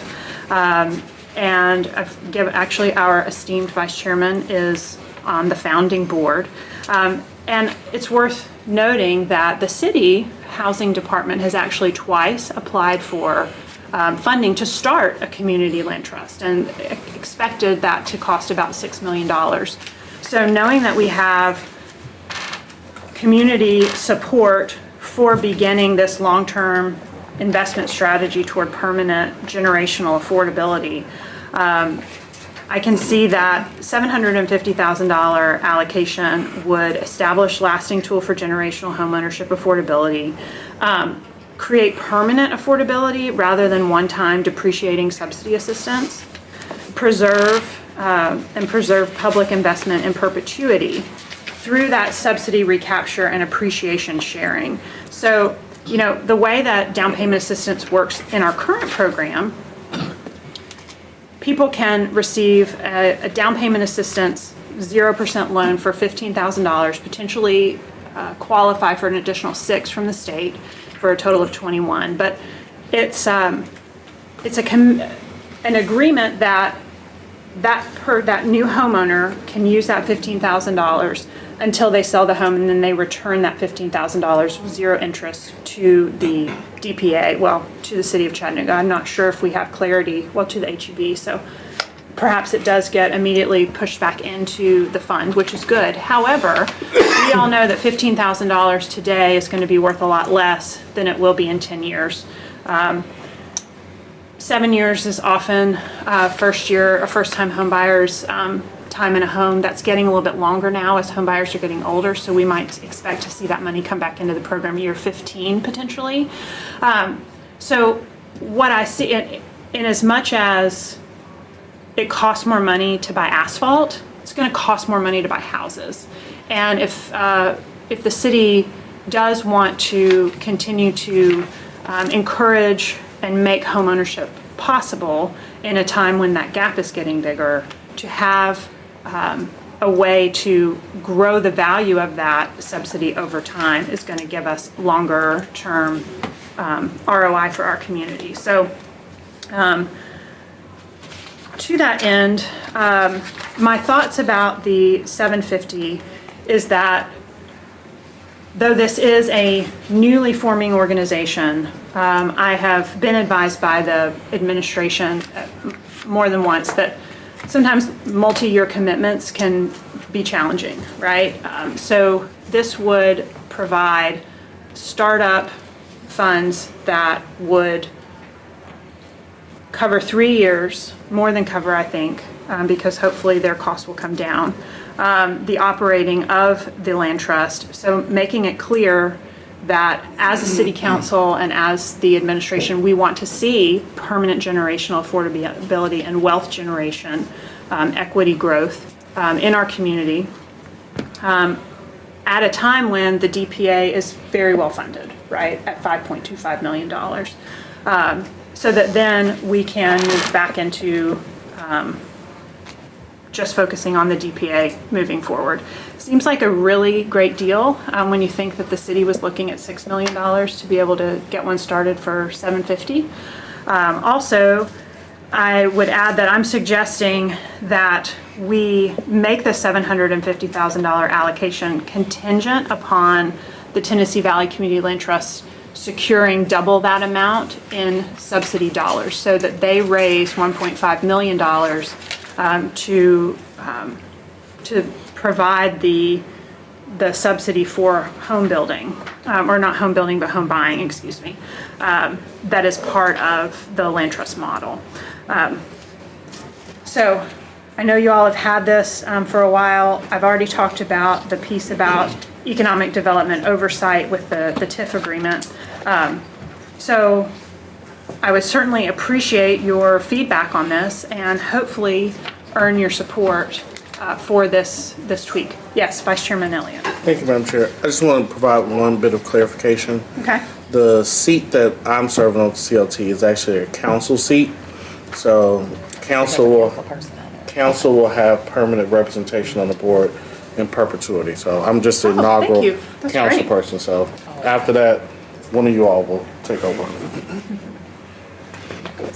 Councilwoman Dolly. Thank you, Madam Chair. So I did have a couple of questions regarding this. I guess I'll start with the more easy one. For the regular, for the new incentive manager, which I do like that position, would they then be also, well, I guess I would ask, for them to give us regular reportings in regards to those TIFs and to those pilots? Because I know we've always asked for that, and I always got it in a, I say a readable manner. I guess you can read it, but it's a lot of information. So that's just kind of my ask on that one. Great point. Yes. And then, so for the land trust, I know they came and presented, I don't know, maybe less than a year ago.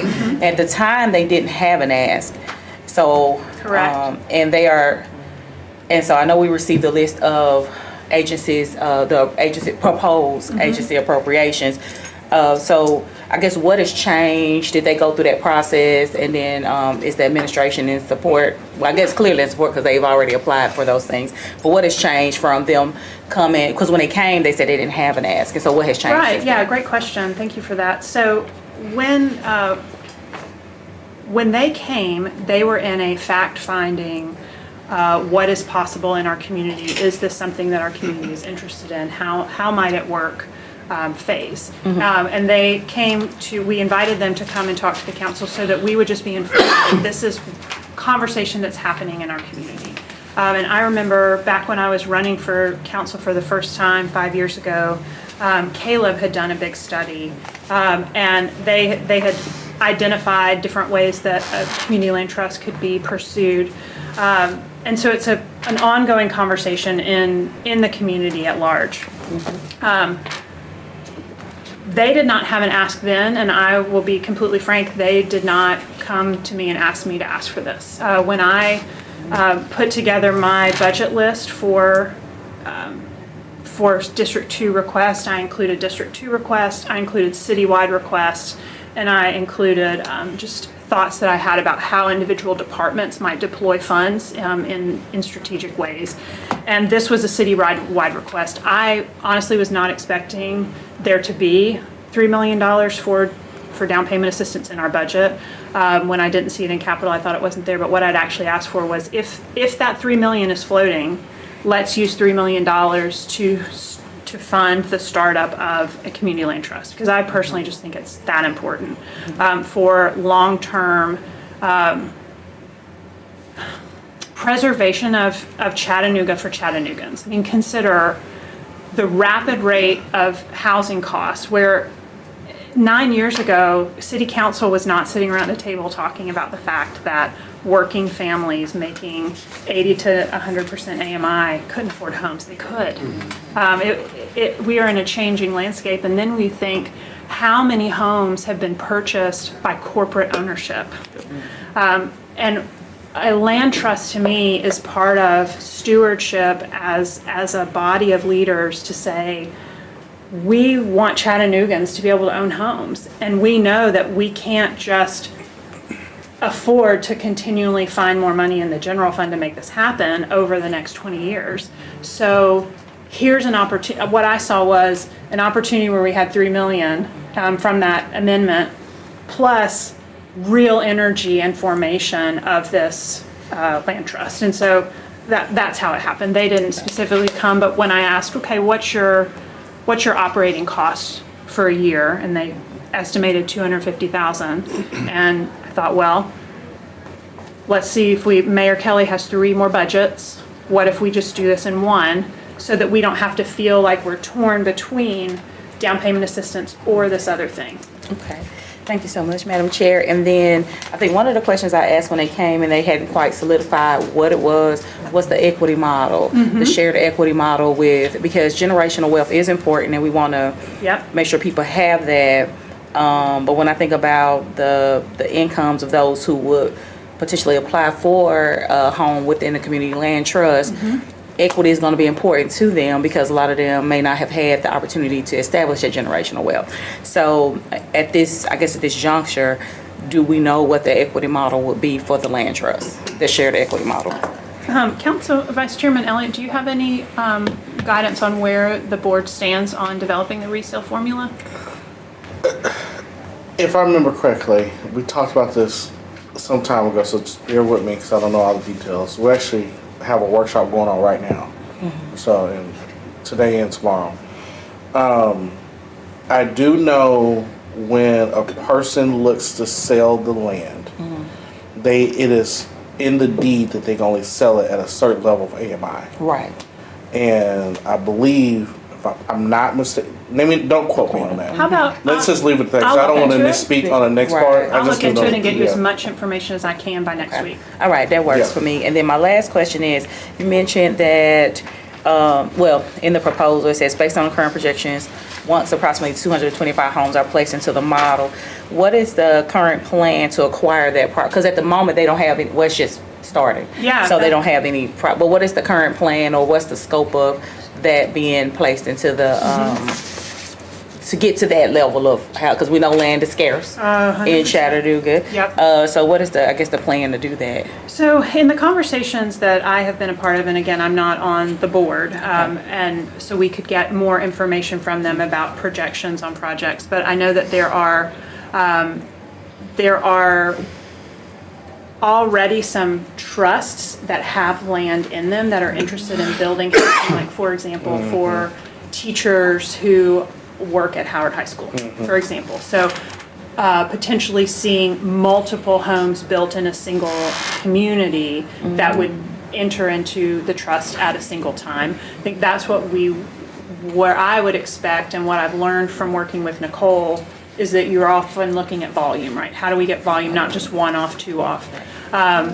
Now, something that I always have my mind on is any type of land that we have in our land bank or that we're holding as a potential opportunity. You know, I think we have, there's some individual streets, I think, that maybe have contiguous land that could potentially go in. To my knowledge, they've been talking with all sorts of developers. But we can find out more information on where they stand on their exact resale formula and their growth strategy. Okay. But I do think that it's much, and I won't say anything is easy, right? But it is more straightforward to raise support for subsidy dollars to actually help, like to basically say, donate money so that we can help people buy houses. It's easier to raise money for that than donate money so we can run the back office to help people buy houses, right? So I could see us as a city council making a real leadership commitment allocation in this way to then propel them to have the funds to then be able to secure land to purchase. Okay, and then my last question, and I promise, is what is the community plan around it? So let's say, for instance, there is a block that has vacant home. I would use Alton Park, for example. There's a block around where the library is that's completely flat, undeveloped for decades, owned by a local agency here. Okay. So what is the plan surrounding, like for instance, that particular one? What's their community plan in regards to engagement around that community land trust? Not particularly in that one, because I don't know if that'll be included. I'm just exampling. Right. So what is the community plan around engagement and things of that nature, so that those communities understand what this is? Because some can look at it as, when you look at shared equity, and that was actually when our housing team first came on board, that was something that was brought to the Alton Park community, and a lot of the constituents were concerned about, well, if I bought it and I want to sell it, I should be able to sell it for whatever I want to sell it for and receive that equity. Yeah. And they felt that any percentage off of that to go towards something else was taking from them, robbing from their generation or what, and that was the words they used. Yeah. So I think education is going to be super duper important, but also, so I guess, and I'm sure y'all don't have that now, but just the community engagement plan around what does that look like, especially when you think about the percentage, the AMI percentages that will be more than likely to take advantage of a community land trust, because it's not a bad thing. It is just making sure people understand what they're buying into is important. So I think that would be the only other question I have. Other than that, I'm good to go. Thank you, Madam Chair. Okay. Well, one thing I will share about community engagement with community land trust is that my understanding is that the board, the founding board, will, within their bylaws, identify at what point it transitions from a more like a standard board to being what's called a tripartite board. That's three-part board. And a key part of requirement of that board is that a third of the board has to be made up of people who live in community land trust homes. Now, that answers a different question than the actual education around whether you want to purchase a home in a land trust. And I think you're 100% right. As a novel in this area approach to home ownership, people are going to have a lot of questions. And from the fact finding committee that I was on, that was something that Grounded Solutions, the network who presented to us, really drove home the point. Education, education, education, stewardship, stewardship, stewardship. Because, you know, the reality is that a subsidy is money provided that you didn't have, right? So even going back to that idea of like, we all together are Chattanooga. Like if Chattanoogans have put in money for, if I can't afford to buy a home at 100% equity model, if I choose to take on, to take advantage of a down payment assistance program and a community land trust purchase, then it is, I think, reasonable in a citizenship kind of headspace of, I want to pay that forward. That I couldn't afford to get in with 100% equity right now because I didn't have the money for it. But I can stay here for 4, 5, 7, 8 years and then sell it. And now I have the wealth to then invest in my next house in 100% equity because I have made that. And now I'm paying it forward for my neighbor, you know, who now can afford to buy. But yeah, you're spot on about the education that will be necessary for this. Let's see, Councilman Harvey and Councilwoman Knoll. Just a couple of questions that, and again, this just may be my ignorance when it comes to this, but is this the same organization that also procures land for the city for parks? No, this is separate. This is a different, okay. Yeah. All right. So there are so many trust things. So, Yeah. So the Trust for Public Land, who actually, David Johnson of the Trust for Public Land is going to come be our Parks and Outdoors Director, just to make those lines a little more confusing. So we have a community land bank, a land bank authority that is run by the city, and Megan Megan from our staff currently is their employee. So there's the land bank, and I believe Megan is not on the board, but is an advisor maybe to the CVLT? That's correct, okay, so she's an advisor. And then you have the Trust for Public Land and some others like that. They're about preserving land, just for whatever. And then this is a community land trust, which is not, it's an entity of itself, not officially part of any other organization here in town. It's a new thing. Okay. Well, my recommendation was Clear as mud. if it was the same organization, I was going to say we need to make sure that this is used for only housing. 100%. But okay, Yeah. all right, that clears that up. But I'm going to make that point used for only housing. Yeah. Oh, well, for management of the thing. Affordable housing, yeah. Councilwoman Knoll and then Councilman Henderson. Okay, thank you, Madam Chair. So my question, actually, you've asked, Councilwoman Dotley asked 3 of the ones I was going to ask. But I didn't hear her touch base on, you are asking for $750,000 from the $3 million. Yes, ma'am. Okay, so my question would be, how many fewer families would receive down payment assistance immediately if you pull that $750,000 for that? Is there an estimate as to how many families that would affect? Well, we could certainly do the math on that at the 15, so 750 divided by 15. Knowing, however, that the first $3 million that has been allocated, there's only 2 months in this fiscal year to spend that down. So the likelihood of that being spent down to 0, I think, is 0 in this month and next month. So then if we look at $2.25 million heading into it, we have an opportunity to then invest so that generationally more and more families can do this, even if the city of Chattanooga gets to a point where it's unsustainable for us to have $3 million dedicated to down payment assistance. We have assets in our community that are providing affordability, not just this year for one family, but consider if every home that's in the land trust turns over 5 times, you get a 5x return on investment. But what's the exact number? 50. So 50. So it would take the subsidy of 50 in the down payment assistance program and put it toward founding a community land trust. So if we think about that 50, multiply that by 5, that becomes 250 families potentially that would benefit from that. Okay, so, but that's putting it into something that you don't have actual warm bodies that is going to be taking part in that right now, right? Not today, but Okay. over the long term, yeah. So, It'd be an investment in the future. So I know I met with Micah Gillian and Janice Goodwin the first part of this year, I think, maybe the last part of last year, in reference to this land trust, right?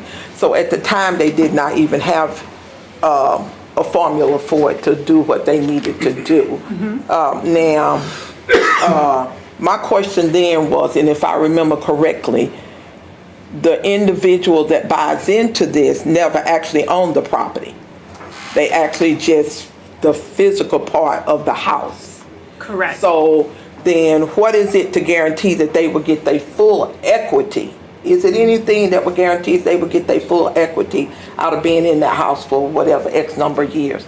Well, so. And then I think you have to kind of balance that with how many we're gonna not give the down payment assistance to a family that will be able to own their land and their home that is sitting on that land and get full equity out of that property when they do decide to sell.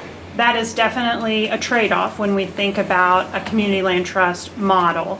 And why I think it's an important tool in our toolkit, because if a family doesn't have, so 20% down payment on a $200,000 house is $40,000, right? So that would be to aim for not having mortgage insurance, which I think was kind of our olden days, pre-COVID kind of concept. So if a family doesn't have $20,000 or $30,000 saved up to be able to purchase a home, and also let's remember, for area median income of family of four, and that I'll use those numbers because that's the ones I'm most ingrained in my brain. A family of four can purchase a home at about $260,000. And that's for 100% AMI. So a family, but our area median home is $340,000. So we have a significant gap, and it requires a bigger down payment to buy a home. So what we can reasonably expect from the down payment assistance program as we have it is that $21,000 is going to be most useful to families that are at 100 to 120% area median income, which is fantastic. We still are getting first-time home buyers. When I looked at thinking about like how this might open doors to younger home buyers, because keep in mind, home ownership, first home age is now getting to be in the 40s, 41, 42 years old to buy your first home, not in your 20s the way that kind of American wealth building has been built. So let's see, I put some numbers in here. So 120 AMI for a two-person household right now is $80,000 to $90,000 a year income. So if that's really how far our 15 to 21 is going to go, is to be able to get somebody at that. With a land trust model, you do trade off that the land itself is really a lot of the subsidy. The land might be worth $30,000, $40,000, $50,000 in a land trust model. So if I, as a home buyer, am not buying this plot of land, I'm buying the house on top of it, then right away, as a subsidy, we've got 50 grand in the deal, right? If we're trying to make a home more affordable. So that's why then we could potentially see folks who are making $60,000 suddenly be able to be back in the market of first-time home ownership. And it's true that in that scenario, okay, they don't have $60,000 to be able to put toward the purchase of a home. And we have a tool in our community toolkit to help them become a first-time home buyer and generate equity. Maybe they don't walk away with everything because they got $60,000 in subsidy to buy this house. So it's fair to say, okay, we're going to try to you get all the money on the appreciation of this house, whatever the formula is, and we'll find out more about it. But then you can then you take what you've made and you can go buy something else in a 100% equity environment where you can afford, you as a purchaser can afford to own 100% of the equity.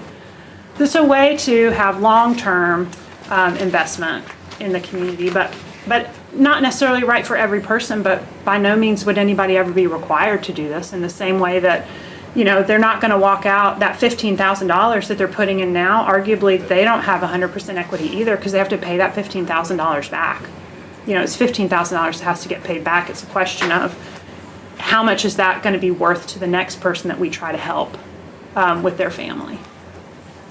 But at least with the down payment assistance, like I say, you own the land and the house that it's on. That's currently, yes. Land right now is it's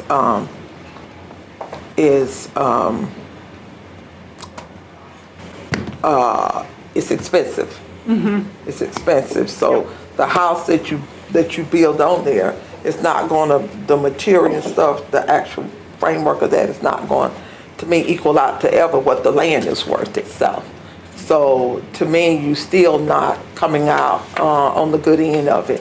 Someone else is. That's just me. I don't understand personally, and I will look into it more how that actually builds generational wealth. Sure. It just gives you a place to pay rent for a little while where you would be paying it if you were in your house to own it anyway. So no difference in you rent an apartment. You renting a space that's there. You don't ever own any of it. Well, until you're just paying to have access to it. And that's what that sounds like pretty much here. The models, the financial models that, to my knowledge, almost every land trust in the nation and what I'm hearing from the board of the Tennessee Valley Community Land Trust is that helping create a tool to facilitate the building of generational wealth is a non-negotiable. Like the formula absolutely will help people walk out with equity when they sell their home.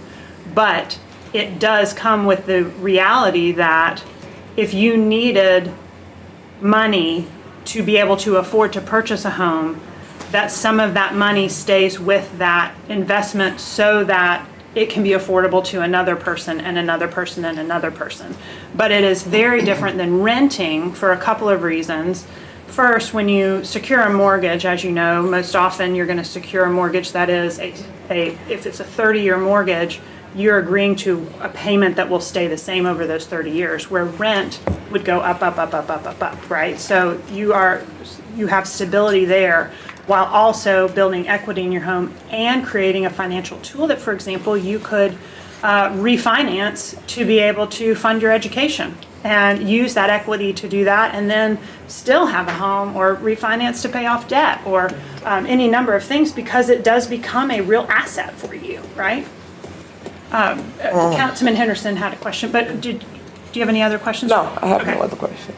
And then Councilman Dotley. So this actually gives us, in theory, a dual path to some home ownership. I mean, Yes. you can either, you could choose the down payment assistance, or you could go the land trust. Mm-hmm.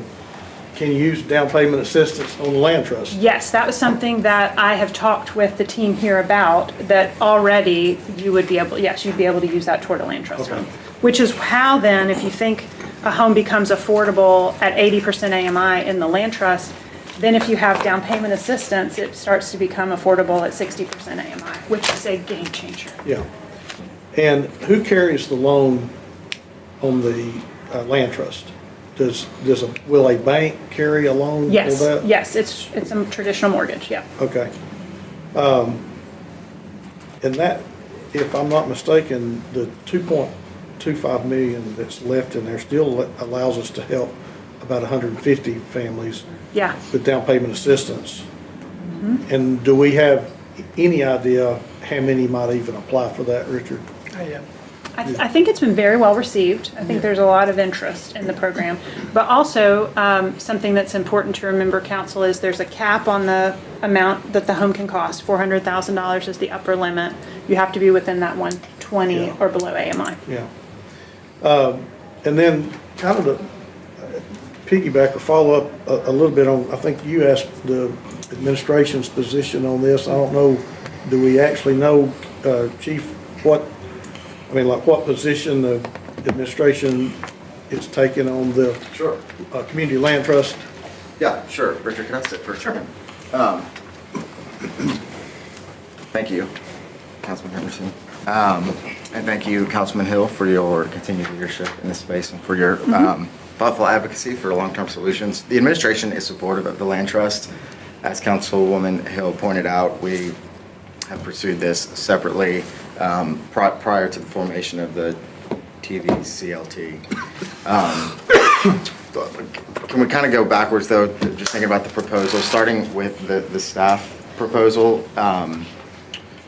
We recognize the tremendous need that Sharita has expressed to me for some time as well. So thank you for acknowledging that. You will note that we didn't put that forward in our budget proposal. We feel like we can take care of that, meet that need administratively. So there, Richard and I were talking yesterday, there is a vacancy in OSH, which is also in economic development, that we're not going to need to backfill. And so our intent is to parf that position to create this incentive position that would report under Sharita. We feel strongly that we need both, given the portfolio of housing programs that we have built out over the last few years, particularly with DPA coming online in a real way. We do feel like we need the capacity with both of the program managers that are reflected in our proposal, and with Hanukkah leaving as well. So we feel like we can do both on that front. And then with respect to the CLT, so the administration is committed to supporting the CLT. We are committed to, we see it as a value add, right? Like the more tools in the toolkit, to your point, the better.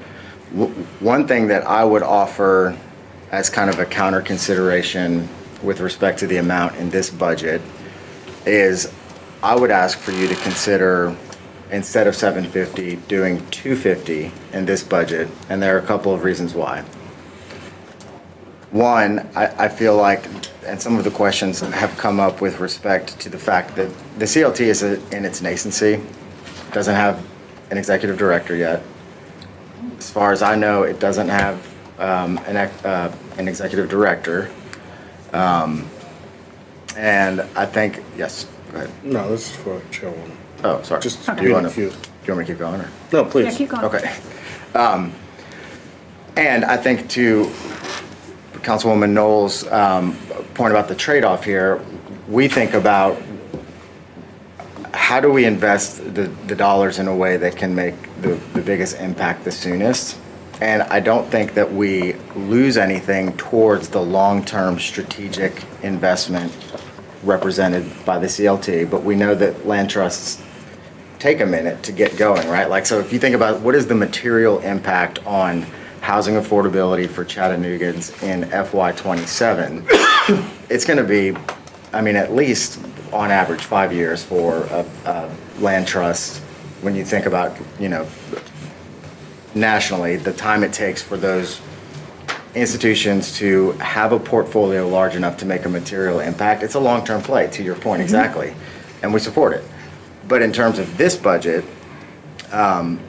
we feel real confident that the dollars that you guys have appropriated for down payment assistance previously, and then what we're proposing in this budget, we think that we'll be able to deploy all of it. I mean, we've had over 150 loan officers come and attend our trainings. We've had, more than 30, I think it's 34, 35 local financial institutions.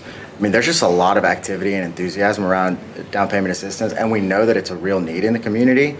And so I wouldn't want us to, while I do acknowledge and share kind of like the strategy of like, smoke them while you got them, like go get it while you can to secure that. I think that in this case, we need to think carefully about the opportunity cost, because I do think that it's a real one. And then lastly, Actually, no, I think that's it. So the administration, again, we are supportive. We want to, this was the other thing I wanted to mention, we want to partner year over year for the remainder of the Kelly administration with the CLT to help it get going. We think that there's tremendous opportunity through our land bank as well to actually, we encourage them to apply for the next RFP, which I think is later this summer. I don't know if it's been scheduled yet, but that's what I've been told, is that there's one kind of in the works, and the CLT would have a competitive advantage because of the long-term affordability dimension of any proposal that they would put forward. That would make it very appealing for the land bank to want to partner in that way to help transfer properties into its portfolio. And so, in summation, we support it. We would ask that the council consider a $250,000 allocation instead of the $750,000 allocation that we would commit to repeating for the subsequent 2 budgets for the remainder of the Kelly administration. Okay, thanks for that, Kevin. I think key to this discussion is if this council and this administration decide to take this leadership stance, whether 750, 500, whatever it might be, we consider how we might also make further partnership commitments like the land bank, like to say, we've talked a lot about land bank properties should be for affordable housing, right? Well, what does that mean? And do we then start to say, we want our community assets to stay community assets. We want to have a natural transition where not just an RFP, but the land trust gets right of first refusal on properties that are there, right? Like right of first refusal meaning the land, because we are trying to build, this is something I would think as a council person, I want to see us build a large civic holding of properties that our community is holding in perpetuity and providing affordable generational wealth building and home ownership. And also, as a counterpoint to what you said about things being in their nascent stage and when the city invests, we put $3 million toward down payment assistance last year, and it's only now beginning to be deployed. And we also invested $20 million in affordable housing the first year that Mayor Kelly was in office, knowing that that was an important investment, the same with the DPA. And we now have the very first Invest Chattanooga program coming out of the ground. But if we had waited, it's not even coming out of the ground yet, but it's going to come soon. And those were investments that we think are important, right? Absolutely. And what we knew was we had $20 million then. We don't have $20 million today. For sure.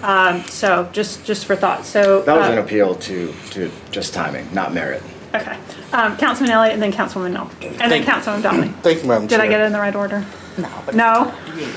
You can go before me, I don't mind. Councilwoman Donnelly. Okay.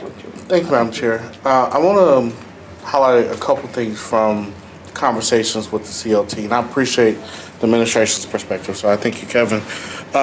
We do have an executive director. It's temporary, and we do have a posting for a more permanent role. Cool. And so there also are plans for us to have at least 25 homes by July of next year. Wow, great. So we are looking to scale pretty significantly, and a lot of that work is already in place to move. And I do want to echo some of the things that everyone has said, but particularly, I want to say this, we can walk and chew gum at the same time. And we can provide down payment assistance for our people, and then also make sure they have an affordable home they can use that down payment assistance for, right? Sure. And I look at it, when I look at this, it is an exorbitant amount of funds we're putting towards down payment assistance, which is needed, and I want us to keep supporting it because it can help so many folks. But we also have to be mindful of how we also are lowering the barriers or connecting the dots for people to even get some of those traditional mortgages so they can use that down payment assistance. So that's something we have to be mindful about.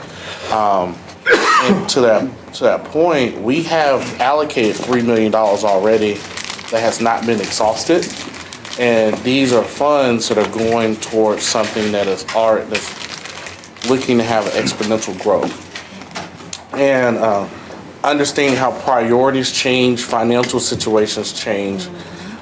If we can solidify this investment now with stipulations that matching funds meet it, we don't have to think about it again. It's a one-time investment that can multiply over years. We can really show up for people in a special way for Chattanooga. So I appreciate everybody's conversation to this, and we're all just trying to figure out how to best show up for folks in an affordability crisis. But I do support this. And if our down payment assistance program is successful next year, let's put another $3 million towards it, right? Yeah. Because that's how you really change the lives of folks we're here to represent to change. But I think this is a good step in the right place. Thank you, Councilman. Councilwoman Dolly? Thank you so much, Madam Chair. So, and I think it just goes back, just echoing the sentiments of Councilman Henderson and Councilman Elliott in regards to the dual path. At the end of the day, it's just another tool there.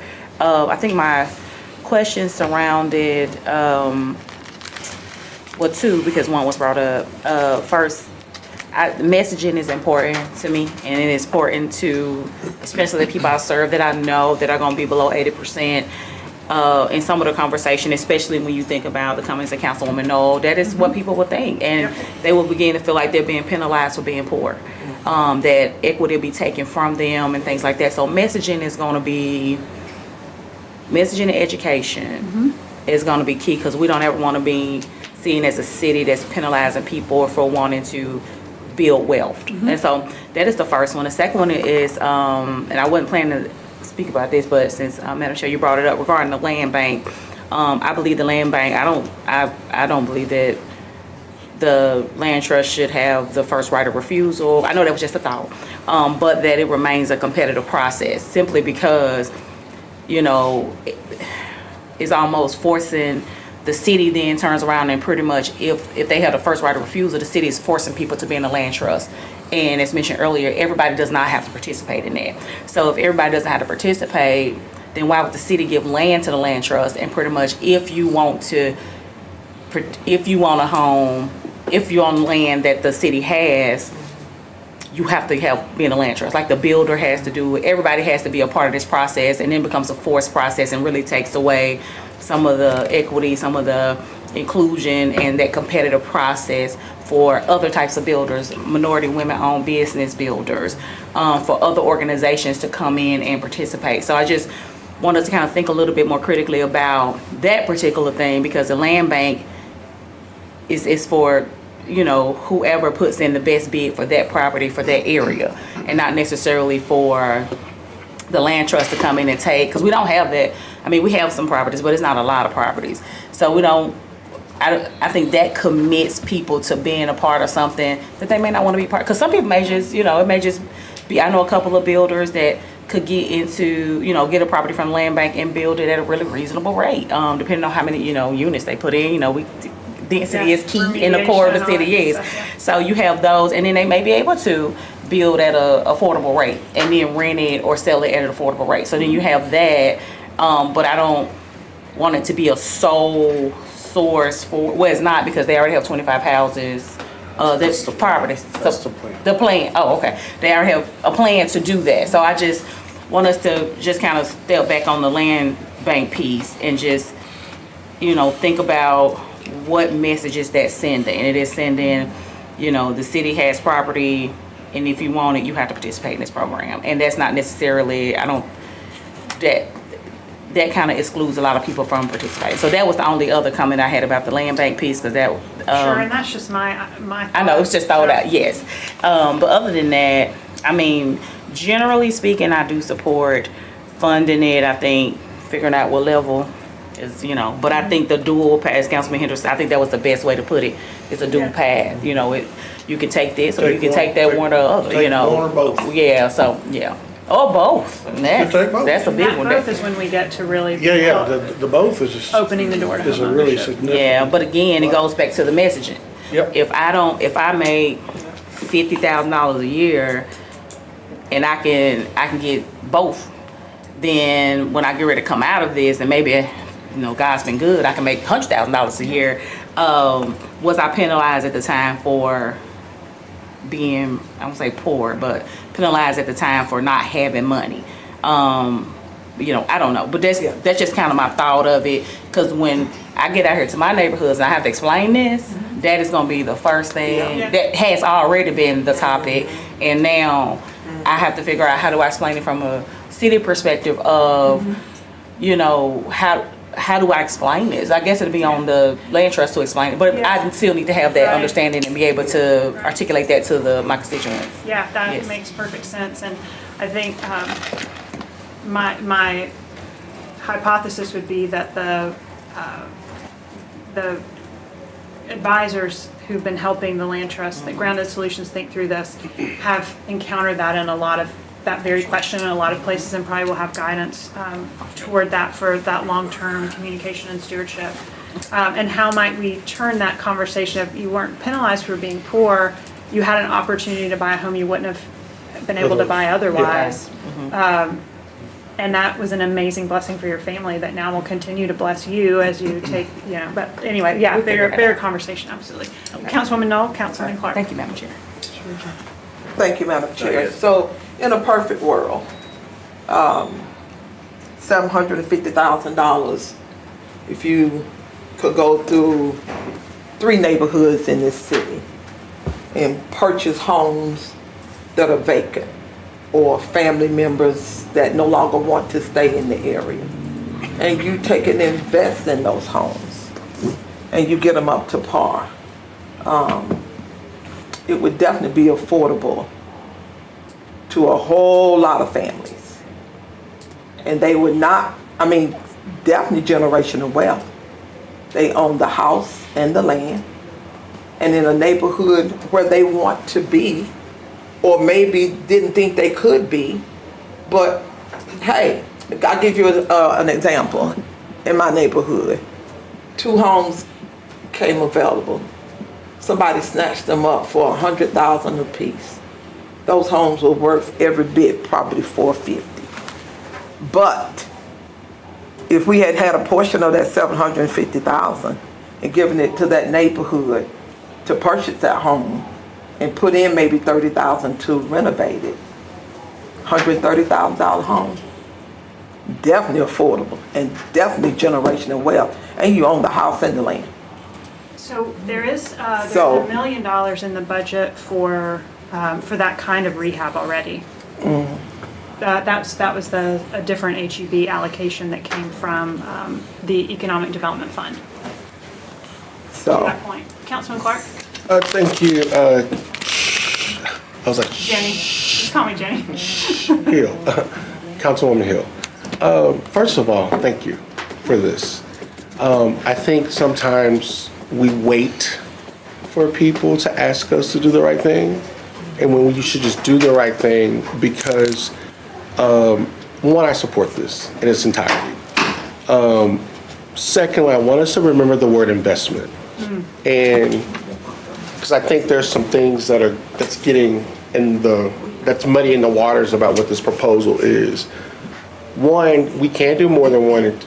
We can do more than one thing, right? Our portfolio, first, I celebrate the mayor's portfolio. It's one of the things that actually makes me excited about some of the things you all do, is your housing portfolio and the options that you have made available for people who will not qualify. I just want to let you guys know, because we like to brag about this down payment assistance program, which I think is great. And I think I raised this point, is that $21,000 for the average median home income in Chattanooga is not a down payment. So while y'all want to do cheerleadings and great down payment program, it's great for who it works for. And that's wonderful for those families who are going to do that. So guess what? If that doesn't work for you, we have other options, right? And this is just another option. It's an investment. Community land trusts are working throughout the country. I think we're behind the wheel on it. The city did apply for the funding and we did not get it. So I know there's a desire for you all to get into the business of land trust development and could not do that. I think this is the will to do that, to start that investment over a long-term period. I think it should be more than $750,000 because there are people who fall in the gaps. that will not apply for the down system payment program. That program will only allow you to live in certain zip codes in our city. And some of your zip codes that are gentrified, you cannot live there with that program. We really want to talk about that. And so I champion this because it does go another layer down of people who are experiencing poverty in this economy. If you guys are familiar with the term ALICE, the working poor, there are people who work 2 jobs. Some of them work for our city. Let's let that linger. Some of them work in our council office who are working poor people who would qualify for a program like this. So we fund a lot of things as an investment. One West Side, when the federal dollars fell out of One West Side, what did we do? We shorted up. Okay. So please, I know we have amnesia sometimes in how we fund things, but not when this helps things. This is just another notch in the belt of the wonderful housing portfolio that the mayor's office, I believe, has established. And I think $750,000 is a wonderful one-time investment. Meaning, yeah, it may be in its infancy stage, but we have put a lot of money in things that were not in its infancy stage and did not get a return on its investment. We just heard a board member of the organization go, hey, we got a goal to do 25 homes. We spend money, and I still don't know a return on investment on some of the money we spend in community development. So I'm excited about this because we can do more than one thing at a time, and giving and investing in a program that people are already doing. Like, this is not even new to us. We're actually behind the wheel on helping poor Black people get into homes because they're using it in Indian reservations. Did you guys know that? Land Development Trust. They're doing it in Atlanta and places like North Atlanta, and when they sell their homes, because this allows people who don't qualify for assistance down payments to actually enter into the housing market as a starter home. Some of y'all have these multi-million dollars home and you can borrow your money out of your home. Some of us don't have that opportunity. This program allows us to do that. So you may not own the dirt, which is fine, but if you didn't have a program like this, you wouldn't own the dirt, the mailbox, or the house. This gives you an entry into that, and guess what? You sell it because hopefully you will level up and to buy another house in East Brainerd or North Chattanooga. So remember that this is an entry into other tools or options that have not been available to this city. And I know it's an interest to the city because we tried to do it. And again, as I stated when I opened, thank you, because I don't think we have to be asked to do the right thing. I think we saw an opportunity and did the right thing. So thank you for educating me on on what a land development trust is. I got it confused with David Johnson's organization. He explained that to me, and I've explained that to people in my district, and they're just like, well, how do we explain it?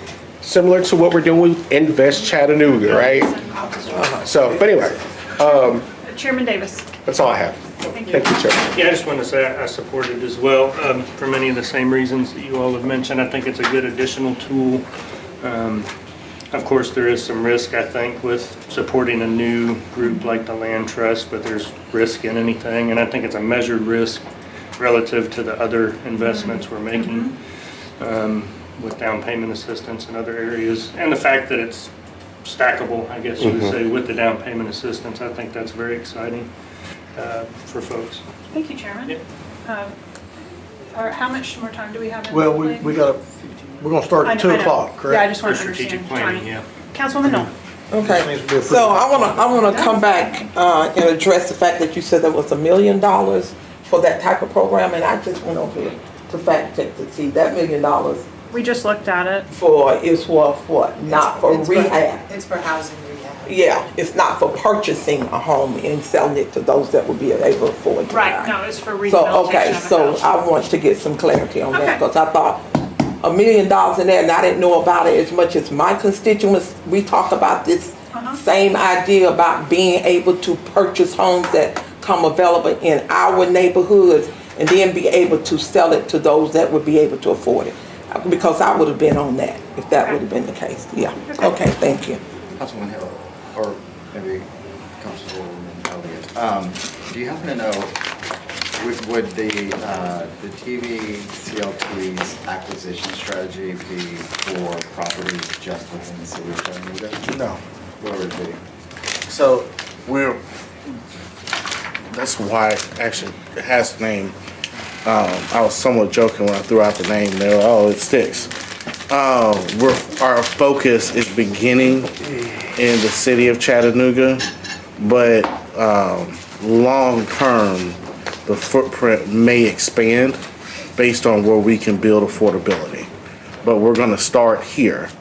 But you don't want to close off boundaries because you may find somebody who can find a cheaper, more affordable home in Fort Oglethorpe or Ottawa, right? But we're going to keep the footprint local at first. And the DPA program from the city is only for city City resident. geography, right, addresses, and so there wouldn't be that overlap. The thought around this too is, I think everyone, when we're talking about economic development, we need to think more regionally. Like all roads in this area lead back to Chattanooga. And if we're going to be attracting people to invest here, live here, pick up jobs here, the thought was we need to also have affordable housing for people to contribute to our economy. So I've got to follow up on we've talked about the 250,000 versus the 750,000 as far as funding for operating costs. I guess I'm curious, where did you come up with the 750? I mean, I know it's a 3-year, basically we're saying it was a 3-year commitment. Was that so, did you feel like it was easier for them to backstop going out raising funds to say, we've got it covered for 3 years now? Or I see it having a few different advantages. With regard to the matching fund, I like the idea of really holding that accountability, and so often we say skin in the game. Obviously, the Land Trust has a great deal of skin in the game. They're creating this whole thing. But for them to be able to go out and fundraise and say, yes, we have our operations covered for 3 years. Every dollar that you put in is a dollar that helps us help families buy homes affordably and also moves toward that 225 home mark that then sets them in their business model self-sustainability, at which point they won't need to raise money for operating dollars because the land trust itself will support itself. At 25 homes?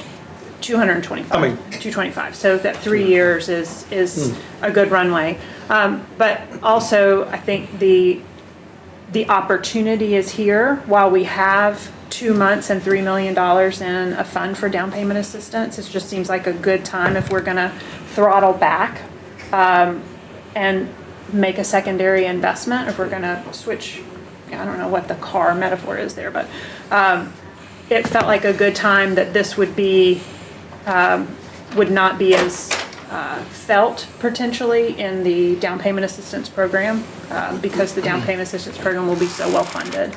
And the third thought was just generally that multi-year commitments have proven to be challenging for the city, and so let's do it once and make this a leadership allocation to say the city believes in this, the city wants to be a partner, thought partner, whatever it might be.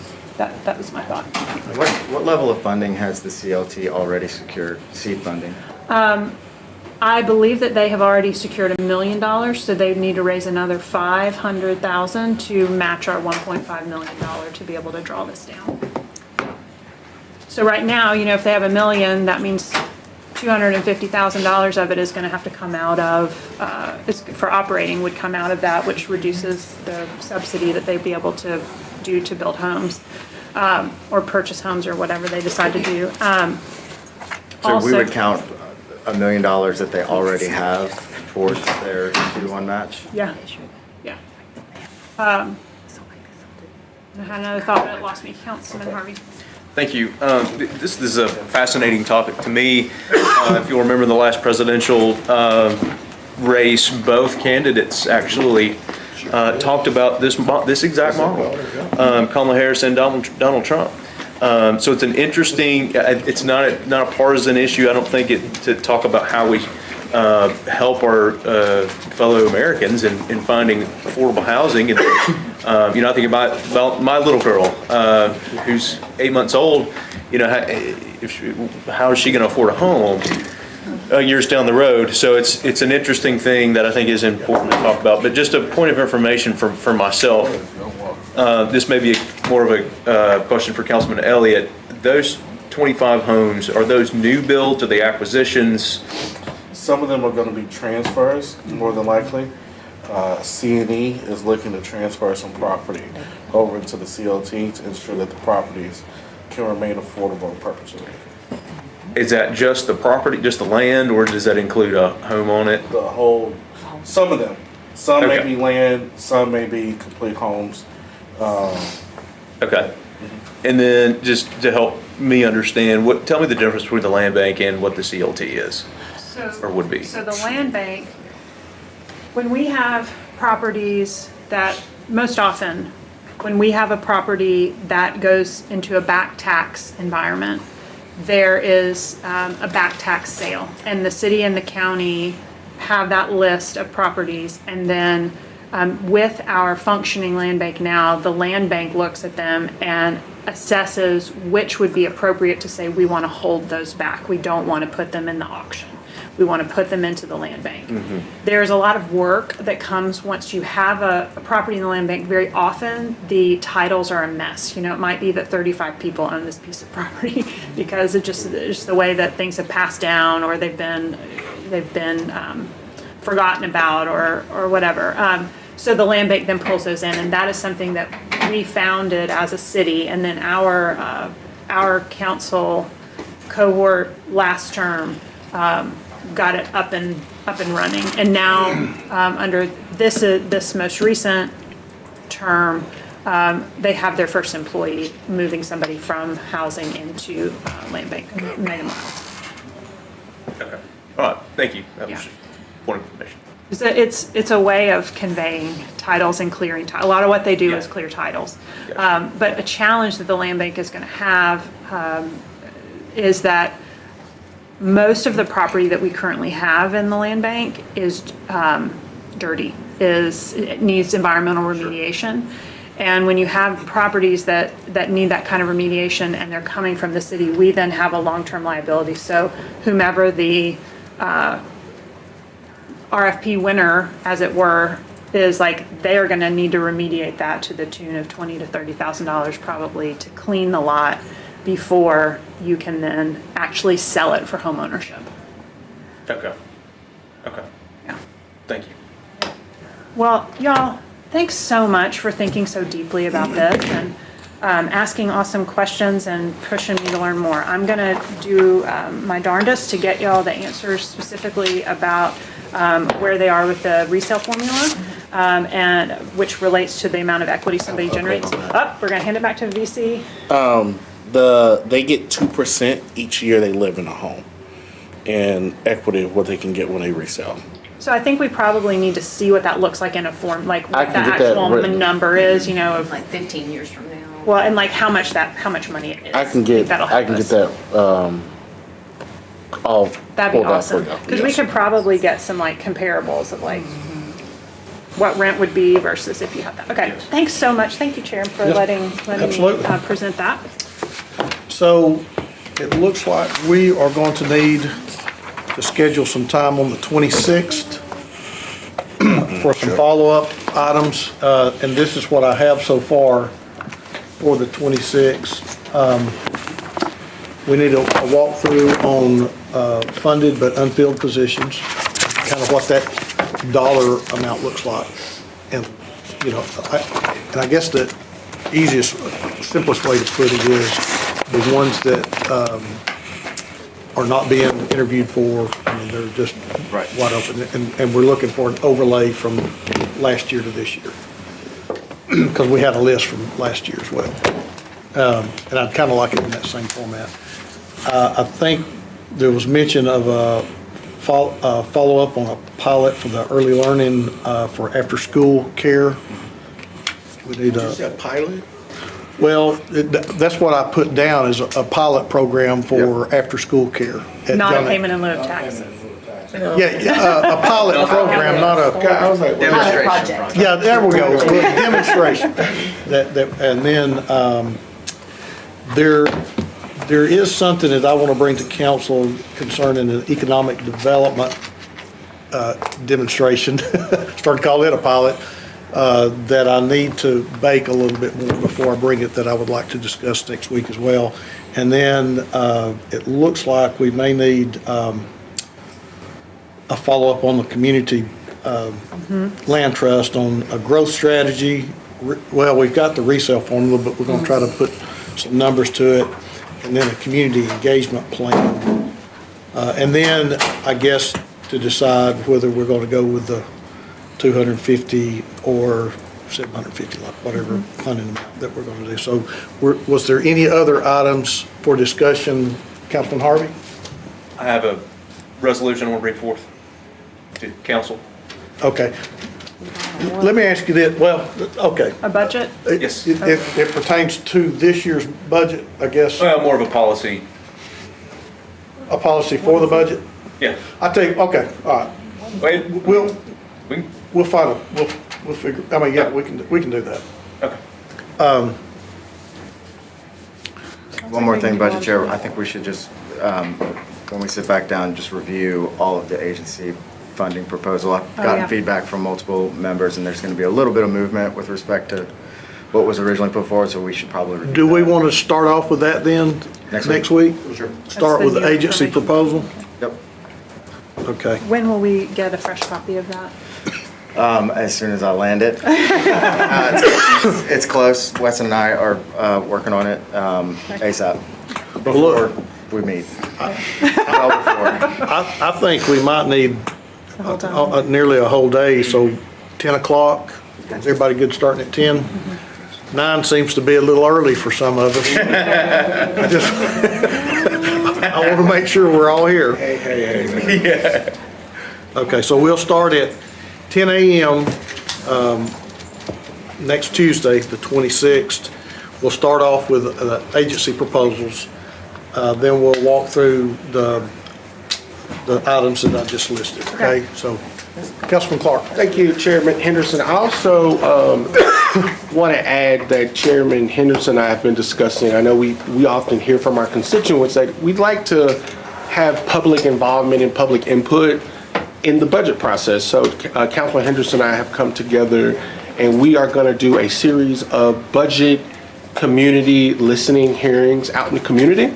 And there will be 3 of them. The first one will take place, and thank you to Kim Strong, who's our Director of Constituent Services, who's helping make the connection to our constituents, right? Let's go out into the community and do this. There will be 3, which will be centralized to cover each of our districts. The first one will be Monday, June 1st. Tentatively, Kim is working to confirm these locations at the Family Justice Center, which will cover districts 4, 5, 6, and some overlapping into 9. The second one will be at the Downtown Library, which will be on that Thursday, June the 4th. And these will be from 6 p.m. to about 7:30. We'll do like a short, abridged version of the budget, allow for people to give some public input. And then the last one will be in Chairman Davis's district during one of his community meetings on June the 14th. And tell me that time again. 2 to 4. 2 to 4. It's a Sunday. It's on a Sunday, June the 14th. And those are just 3 opportunities for the community to meet with council people, to get a short version of the slideshow presentation that you all have presented to us. And just for the community to feel like they are a part of this process if they cannot come to our council meetings or participate in our morning budget hearings. And so we will have that information confirmed, Ms. Strong, preferably by our 3:30 business meeting. So I just wanted to make that announcement. That's a great idea. Thanks for doing that. Okay, thank you. Okay, we do have strategic planning at 2 o'clock. So we will break until. Whose idea was that? What? Blame me. I was joking with Jeff. I was like, whose idea was that? Yes, thank you guys.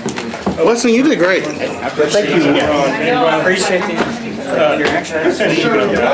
June 2nd for his litter. Plan June